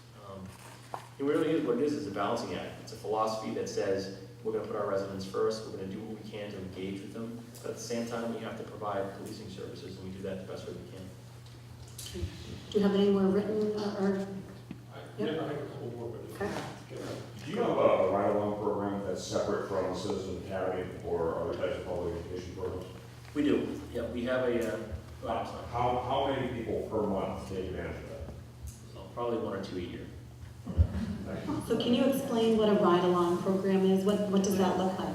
So if someone wanted to ride along with our officers for a period of time to see what it is we do and how we do it and things that we're facing, you can certainly make a request to fill out some paperwork, and then we will assign you to an officer for 2 hours, 4 hours, whatever it might work. And you can experience what we experience, riding around and seeing what's going on in the city. You don't have to sit in the back seat, do you? Not unless you've done something wrong in addition to. Yes, Mr. Hirsch. Thank you. I heard you say, Chief, that you upgraded, you currently employ body cams now that are utilized in every traffic stop. However, there's a lot of potentially fluid and dangerous situations that don't involve cars. And I'm wondering if officers have cameras on them in all these other potentially dangerous interactions that occur in the course of a shift. Yeah, so the addition of body cameras gave us that capability. Whereas with the cars, we would have to stay with the car. So if we went to a call somebody and then we walked off into a house for a domestic or into the woods for something, we wouldn't be followed through the camera. The body cameras give us the capability of having that with us all the time. So they're activated automatically if we use the emergency lights, but we can also activate them manually. And our officers by policy are required, anytime we're delivering police services, whatever that may be, whether it's a VIN verification or a domestic dispute or a party, they activate them manually so that it's capturing exactly what's going on. Thank you. All right, let's do these and then we'll keep going. This is maybe a three-way question to all three of us. It says, for a counselor, in a conversation with a counselor, not myself, about a style of policing, the counselor didn't seem to believe the council had any say. What is the role of the city council in setting police style, i.e. peacekeeping versus enforcement? And I'll just recount, well, a couple things from my point of view as a city councilor. Do you want to turn? And Sure. In general, the city council has one sort of employee that we direct, which is the city manager, or in this case, the interim city manager. And then all the other city employees like department heads, like the chief, work under the city manager. So the policy generally for the city council, if a citizen comes to us with a complaint about a department or an issue with a department, we first encourage them to see if they've directly contacted the appropriate person in the department that might address the complaint. And then we refer it to the city manager to further address. If that doesn't sort of result in a resolution, it could, in theory, escalate to the council, but, you know, we try to set, you know, keep the council at the policy level, and of course, the council is responsible for the overall budget. So for instance, recently, a couple of area residents addressed me as a city councilor because they were concerned about how some arrests had been put onto Facebook, and considering that people are not, you know, an arrest is just an allegation. And with social media, this kind of, you know, gets circulated as if it's, you know, something more than just a allegation. And so I addressed a letter to the interim manager about that issue, as well as I think Jim Kenyon had written an article early in the year that I clipped and took notice of, concerned about a young man who had been arrested for simple possession of a small amount of marijuana, and he raised the question, which I thought was a good one, which with social media, how that carries around, you know, a lifetime, something that gets on the web kind of sticks around forever, and if that's really, you know, an appropriate effect on a young person's life. So I think the manager, you know, then took that to the chief and had that conversation, and I don't know exactly whether it was the manager or the chief, but there was a decision that maybe it, you know, to not put the routine arrests onto the Facebook site. So maybe, you know, both of you could speak about the role of the council, you know, regarding policy, but in general, you know, we try to let the departments do their job and be accountable to the manager. And I think maybe you could also, in speaking about this, talk about the role of the prosecutor in deciding what charges are brought and when cases are prosecuted or negotiated and things like that. Because I think those are all policies that, you know, how those get formulated are of interest to the public. Sure, I think I can speak to that pretty well. So the city council does have a role in deciding what kind of policing the city will have. And they do that in several different ways. And it's not a direct role, meaning that I don't get calls from councilors that say, hey, you shall have a cruiser on Main Street, you know, from this date to this date, or this time to this time. That's not how it's directed. The role of the council starts when they hire a police chief. So for example, and this is a good example, I got hired from outside to come in here and be the police chief. And when they did so, they came up with a hiring document that basically says, well, this is what we're looking for in our next police chief. And so they go through this selection process, and the city manager at the time does interviews, and they have this whole review process. And, you know, they hired me based upon the fact that they thought I was the best fit for the type of police that they wanted in the city. And I haven't heard yet that is inconsistent with what I brought to the city. If I were to hear from the council directly or from the city manager that there are areas of our operations or our procedures that they were concerned with or thought should go in a different direction, again, you know, I'm open-minded and I believe in the ability to course correct if I need to. And that's not to say that I may agree in every instance, and I say this hypothetically because I've never been approached other than talking about this Facebook issue, and I'll talk about that in a second, to say that there's something wrong with the way we're doing our jobs or the way we're policing. I believe the city council hired me because I have a certain policing philosophy. I think that who I told them that I was when I was going through the process is exactly who I delivered to be. And, you know, I think that it works for the city. Now, there's going to be people that disagree with certain policies and maybe certain stances that we take, and that's understandable. But by and large, I think that our police department does a very good job. They're very professional, and, you know, I would certainly hold them against any other department in the state as far as how we go about doing our business. As far as Facebook is concerned, and the councilor brings up a good example, talking about course correction, you know, certainly there were some concerns about how we were utilizing social media to publicized arrests. And I'll be the first to tell you that, again, I can't take credit for that idea. I did not come up with it. It's a practice that's pretty common in law enforcement throughout the country and in New Hampshire. And in fact, you'll see many agencies, smaller agencies, who are publicizing every arrest that they have, from the smallest violation to misdemeanors and felonies. We had a different take on that, where we would do felonies in major incidents or incidents we thought that we'd be getting calls from the press. And when Paul Mabel and I, who's the interim city manager, started discussing this topic, we collaborated and we decided together that a different direction was needed. And I fully support that. Utilizing social media and Facebook as a vehicle for showing the good things that we're doing and the social engagement and the community engagement, I think is a very good way to use social media and a very good way to use Facebook. We still do press releases, and they go out through our website, and they're picked up by many different news cycles, and they're put on Facebook by other news agencies, but not through the police department.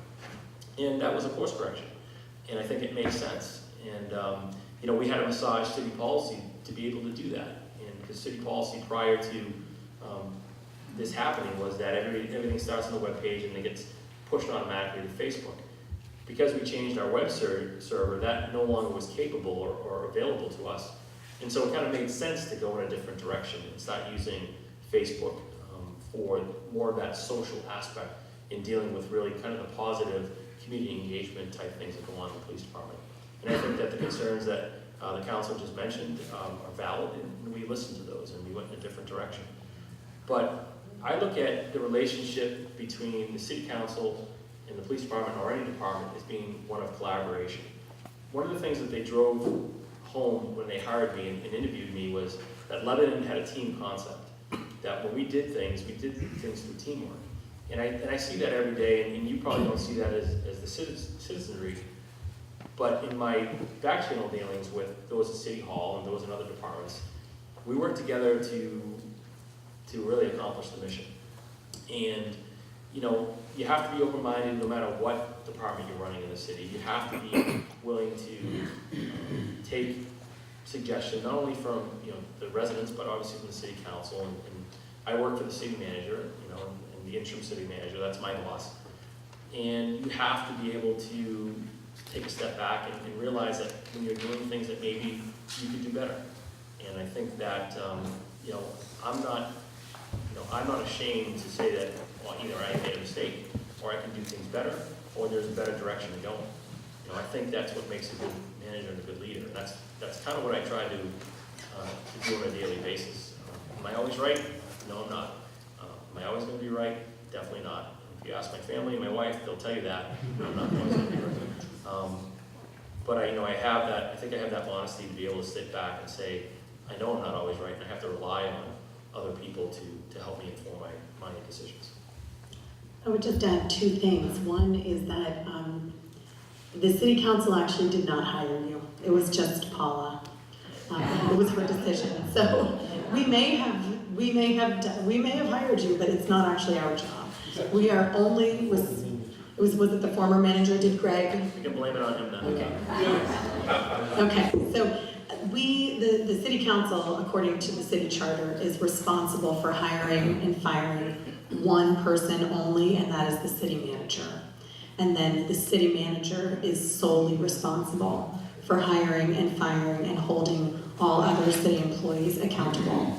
So just to be clear, there is a very clear line written in our city charter about, and there is in fact a non-interference clause in our city charter where if I were to tell Chief Mello to send a cruiser to Main Street at these certain hours, that would be a violation of the law, and in fact he could potentially arrest me for that. So I cannot do that. I can offer my input and my feedback just like any other resident of Lebanon, but I cannot direct the chief or any other city staff to do anything in particular. So that's one thing. So just to be clear, the hiring is done by the manager to the department head level. Secondly, I think different communities, it's interesting to consider what is the role of the city council, and I do see it as a collaboration. But I also see the police department as being, in a way, different than other departments. You're sworn officers. You you are responsible for enforcing the law and as you've been talking about, according to your understanding of the law, your sense of ethics. And I have appreciated over the past year and a half that you have been in dialogue with the city council. But I can tell you that in 13 years on the city council, and the first year that I was on the city council was Chief Randy Chapman. We also had Chief Jim Alexander, Chief Gary Smith, and now we have Chief Richard Mello. The city council has never engaged in a specific discussion or direction to the police department on how they are to do their jobs. We've certainly had discussions about community policing and the value of community policing. We've had discussions about canines. We became a canine police force during the time that I've been on the city council. So we've had discussions, but at no time has the city council ever told the police department how to do their jobs. And so it's an interesting concept, and just because we have never had that specific kind of discussion in the past doesn't mean we can't think about this in a different way in the future. But I just want to share with you that that is not a practice in Lebanon to tell them to tell the police department how to do their jobs. We have discussions throughout the course of the year, especially around budget times, about what the challenges are that are facing the police department. We hear from the chief about things he would like to see. He has spoken about his desire for accreditation to pursue the international law enforcement. Is it ICLEI? What is it called? CALIA, the CALIA, thank you. The CALIA accreditation and things like that, but it's been more of a dialogue and not a directive. I just want to, there was one other part of that question I didn't answer from Councilor Beal, which was the prosecution part. And I think it's an important thing to explain. So we have a prosecutor who was hired just before I came on here. He's an attorney. He works within our office, within admin, a couple offices down from me. And it's a unique relationship. Technically, the prosecutor works for me, so I supervise him. But I have a philosophy, and Ben LeDuc, who is our prosecutor, has a philosophy, and it seems to work well together. My philosophy is that when cases come into the police department, however they come in, whether the officer writes a ticket, makes an arrest by a warrant or an on-view arrest, the case goes through the channels, through approval channels, through supervisor, but then it winds up in prosecution. And this is for really misdemeanor cases. Felony cases go to down to the county attorney. So when Ben gets a case, he looks over this case and he decides the prosecutorial merits of that case. And he decides, okay, the charges that were brought are appropriate or they're not appropriate, they're overcharged because maybe it should be a misdemeanor instead of a felony, or it's undercharged, meaning it should be a felony when it was charged as a misdemeanor. In any event, he makes these decisions and he looks at this and gives prosecutorial overview to each and every case. And he has the unabashed authority to do whatever it is he ethically believes he needs to do with that case. So if he feels that case is absolute junk and he needs to null process, he has the authority to null process, and he'll never get questioned by me. If he feels he needs to upgrade the charges to a felony and send it down to the county attorney, he has the authority to do that. I think it's very important for him to have the authority to do what he needs to do with those cases without interference from any sworn law enforcement officer, and certainly from the chief of police. Because ethically speaking, the only way to have a really fair and unbiased judicial system is to have a prosecutor who works independently and has independent authority to review each and every case. So I think that's what Councilor Beal was speaking to, and we practice that. And in fact, there was a conversation with Ben and I with somebody else from the outside, and kind of a question very similar to that was asked.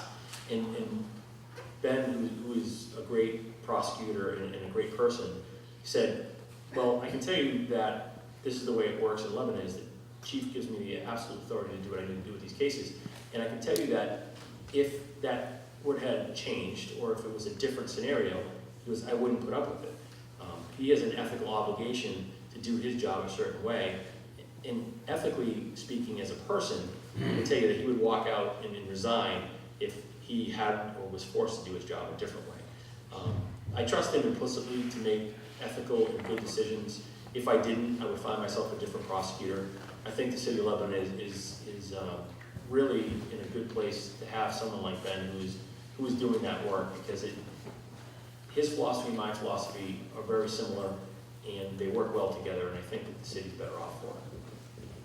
And so we're coming to the end of our time here. I see a few more questions. Let's try and get a few more, and then we'll have to talk about continuing the conversation. So Lori, and then here, and and there. Okay. So thank you for doing this. I think this is really good for our community to have this opportunity to talk to you. One subject that I haven't heard brought up this evening has to do with our aging population. And we are one of the 3 oldest states in the country, Maine being the oldest, Vermont being number 2, and we are number 3. And I'm just wondering about what challenges this presents for your officers. And I know that I've heard some really wonderful stories about your officers. I know some older people that have gotten attached to some of your officers and will come up to the police department to actually say hello to them. But some of the challenges, I think, for all of us are how much can we become a dementia-friendly city? For example, you mentioned mental health concerns, Karen, and dementia is not considered a mental health problem, but it certainly presents a big challenge, I think, to many caregivers and many individuals. And then the other issue, I think, that is facing many of us is driving, and elders driving, and how you handle that as a police department, and what your recommendations might be if people who may be here in this room or have individuals in your family who they're concerned about on the road. What suggestions might you have, or what do these challenges introduce for you and your officers? It's certainly a unique challenge, and having 2 parents that had gone through dementia, I have a lot of understanding of that particular issue. And, we have some great facilities here in Lebanon as far as assisted living and senior living. And I think those facilities do a really good job in helping along those lines. As far as the police department is concerned, our major concerns are always, say Alzheimer's patients or people with dementia is wandering away or getting into a car and driving and getting lost and things of that nature. So, some of the things that we offer anybody as a service is if you have a loved one, a parent, or anybody else that you're close with who has an issue like that, you can contact the police department, you can give us the information, we can take a picture, we can take some demographic information, and just try to have something within our system that if that should happen, we automatically know what this person looks like, what they might be driving for a car, places they may go, things that might help us find them. So that's one thing that we can do to try to help out in those types of situations. We also work very closely with a lot of the senior living facilities in the city to do outreach, to make our concerns known. For example, we may have an adult who is suffering from dementia with very limited family involvement, and we're running into this person or dealing with this person for whatever reason, whether they're calling the station continuously, or they're driving, or they're wandering away. And we try to do outreach with wherever they're coming from, or whatever facility they're from, to try to figure out solutions to that problem, which kind of goes along with that problem-oriented policing philosophy. We also work very closely with DHMC and some of the medical facilities in the city to try to do outreach or find better ways to handle those issues that aren't mental health, but they're very much a health concern. So, we're not in the healthcare business, but we kind of are in a way. And we try to kind of come up with ways in training and ways of doing things that will help us solve those types of problems as we come across it. Mr. Decatur. Yes, thank you. I've enjoyed having you here tonight and listening to your answers. I would like to let you know that I'm not a fan of your Facebook. I think it has hurt some people, and I think it can be used inappropriately. I know that the city council has had a discussion here about where they get involved. I don't find the Facebook page law enforcement. I think it's something else. The Facebook, there have been some entries there that I know have hurt people's reputation. It's actually been a source of entertainment, I suppose, you must have, I don't know if you have numbers on it, but there must be a lot of people that access it. In any event, I look at it as pretrial publicity, unnecessary, really unwarranted pretrial publicity. You mentioned the right to know law, for example. Exempt from the right to know law is information that's when there's an ongoing investigation. Yet there have been times when situations have been put on your Facebook where the investigation isn't even complete. So I guess I may be a party of one here, but I think really that Facebook, I think that is a matter, excuse me, for the city council to be concerned, because as citizens, if you have a citizenry that's being hurt by that, I think that's not, to me, law enforcement. I hope that they can continue a dialogue with you, take a look at it. I know you may think it's a deterrent, but I think actually it isn't much of a deterrent. So those are my remarks. I'd like to ask you if you can envision some change in your policy in the use of that Facebook. And by the way, I agree with you. I think the department does so many wonderful things, the things that they sponsor in the community. I love seeing that on the Facebook. I'm talking about just one aspect of it, and I hope that you will continue to consider toning it down and dealing with it in a different way. Thanks for your comments.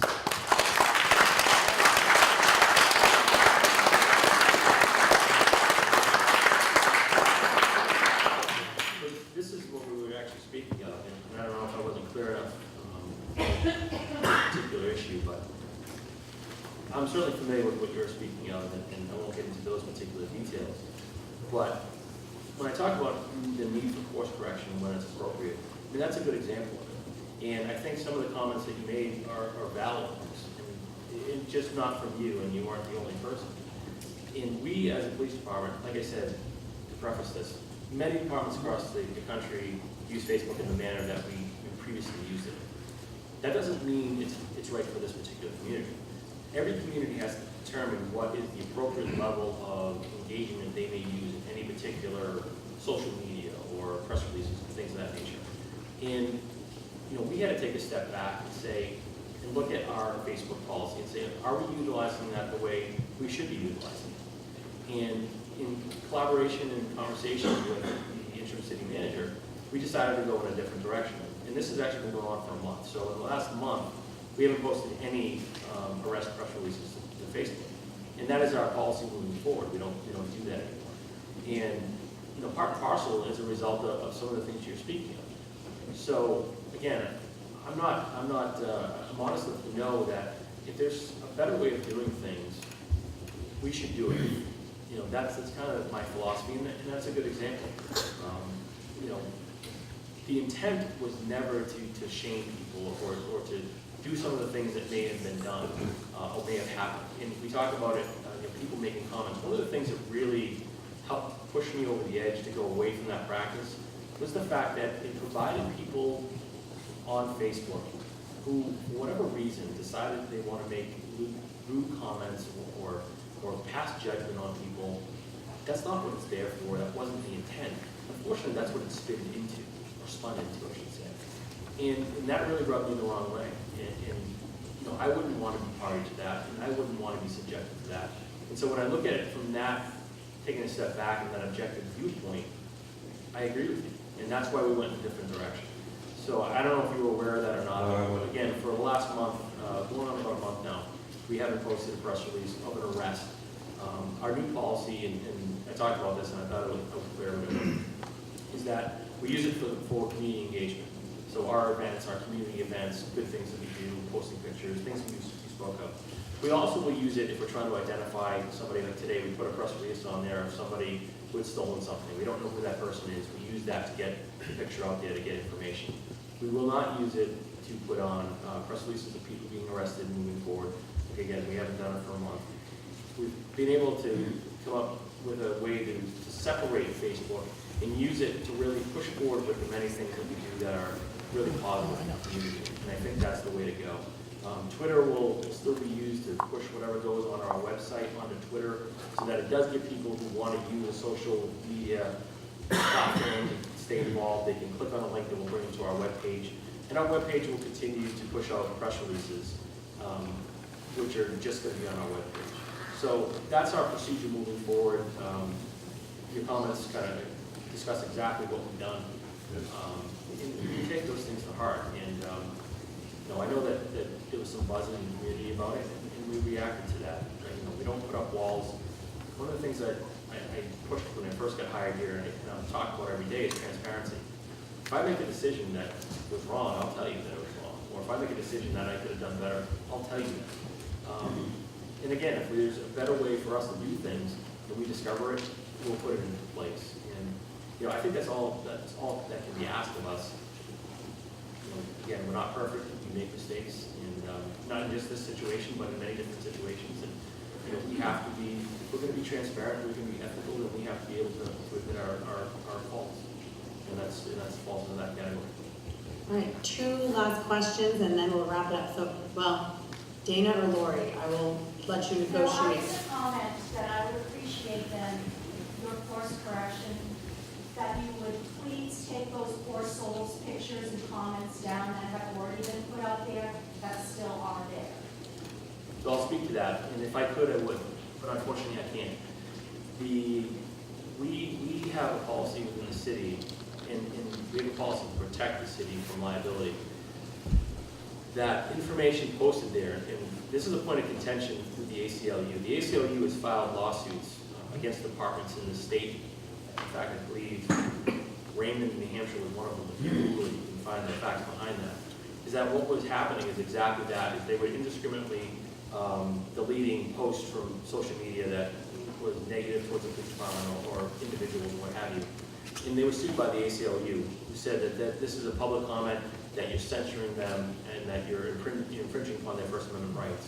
And so the case law that came out of that was that we don't delete things from Facebook, only under certain circumstances, which is if it's vulgar, if it's using offensive language, in cases where people have cases annulled through the courts, then we remove that information from that particular RSA. Otherwise, and when we do that, by the way, we have to catalog that information. Anything we remove is cataloged by our IT department, who's responsible for that. And so that if we're questioned or challenged on that by any organization, including the ACLU, we can show the reason for the removal of that information and what was removed. So, to your comment, I understand and I know where you're coming from. I don't have the power to do that under the circumstances that you're asking. Dana, did you have a quick follow-up? Yes. Lebanon police used to have a policy or a philosophy of protect and serve, but it seems to me, and a lot of others here, that it has changed to more of a arrest and prosecute and overcharge on frivolous arrests.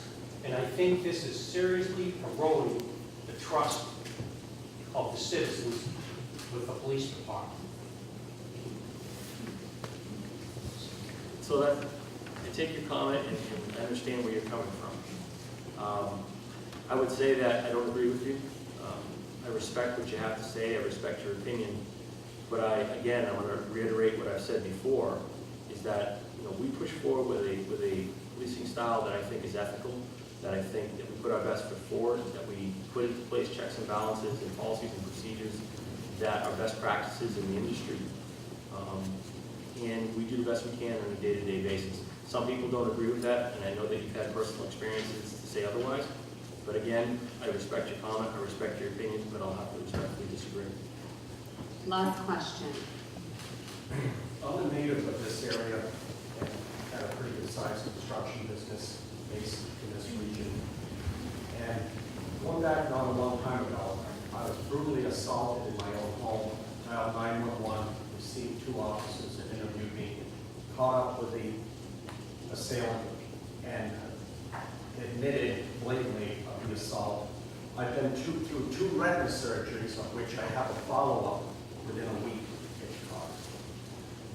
As this escalated, I lived through 6 B&Es in my home by the primary person who assaulted me, breaking rear windows in the dead of winter out of my home, breaking a garage door up into a finished ceiling with an iron bar, etc. I have had an officer that came at break-in 3 or 4 that parked within 12 to 15 feet. Mr. Billow has a 4-page written description of what I've lived through. And the officer in uniform, in a police cruiser being paid, refused to get out of the given vehicle, take any photographs, give me any form of assistance, and back out into the given highway and let the scene of the return. Following this, as this heated up, top legal officials of the state required these people to come to their office for a discussion about this blatant level of injustice. So what happened?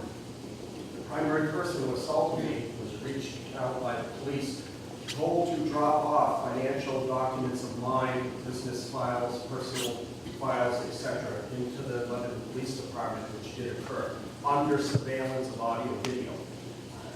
I made a call to these top people asking what I should do once this message was left on my phone, and they said, as you go here, request an officer of Lebanon PD to inventory all of the given files. Do not walk out of that surveillance without that being done. They will do that for you. I was courteous to the dispatcher, told him who I was. He pretty much knew I would be coming after the call the following day. One of the higher ranking Lebanon PD officers was out on the road, came in and parked at the end of the given walkway outside of surveillance of any audio video, radioed the dispatcher and told him to have me bring my documents that were in there in the middle of a theft situation out to him. I told the given dispatcher, again, this is against my wishes and against upper legal officials of the state, to get assistance, please. As this escalated on, he became very upset, told me if I did not come out with the documents, they would be destroyed by Lebanon PD. I could not reach the given high officials. I reached the support staff. I couldn't get further directive on what to do. I was obviously very upset. I went out and spoke to him. That's when he really made it known that if I didn't take him out of there, they'd be destroyed. I was forced to carry a tremendous amount of material out to the tailgate of my truck, asked him to assist. He refused to and told me to get him and get off the property, which I did. I immediately pursued under the right to know law and so on through other assistance the copies of the surveillance audio video of that interaction at the window. It never had come to me. I did get some material eventually that was approved through 2 or 3 layers above the offices involved initially with this matter, and that was changed. One of my representatives had spoke to you, I believe, within the last month or 2 about this extensively, of which you did some deeper research and stated that the audio video would not be forthcoming, that it must have got misplaced or it was put somewhere.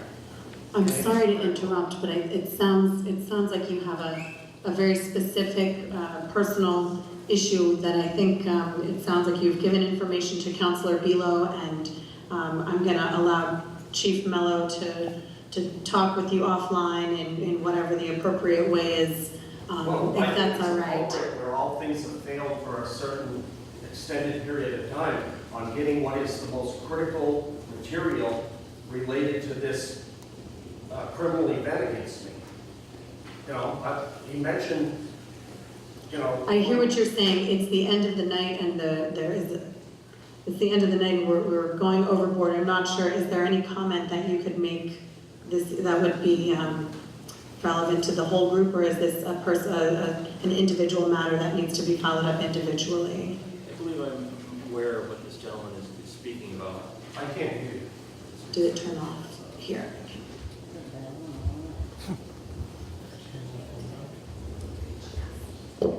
I can provide you the counselor's name who met with you, which is Susan Allman, I believe. Yep, so I'm aware of your situation, sir, and I certainly did meet with Ms. Alming. I don't think you want me to address your particular situation in front of all these people, so what I would do is you could certainly make an appointment to come see me or give me a call, and I can reiterate to what was already told to you, but I won't be getting into it, your personal situation in front of a group of people. So Chief Mello, when is the next coffee with a cop? So we have Coffees the Cop every month, and it's usually on a Tuesday, but it can vary. I couldn't tell you where it is next month. Captain Cohen does organize that, and sometimes it's something last minute when we make arrangements. But what I would say that you could do is certainly go to our website, pay attention to our Facebook page, we put that information out there. And there's an actual section of our web page that will talk about Coffee with Cop and many of the other services that we provide. So I would encourage you to visit that site or sign up for Love Alerts through our website, and can get you notified for any other particular events that we have upcoming. I'd like to also thank Angie Leduc for being here this evening from All Together, which is a coalition of people working really hard on prevention efforts in the area, and she is here at the table of information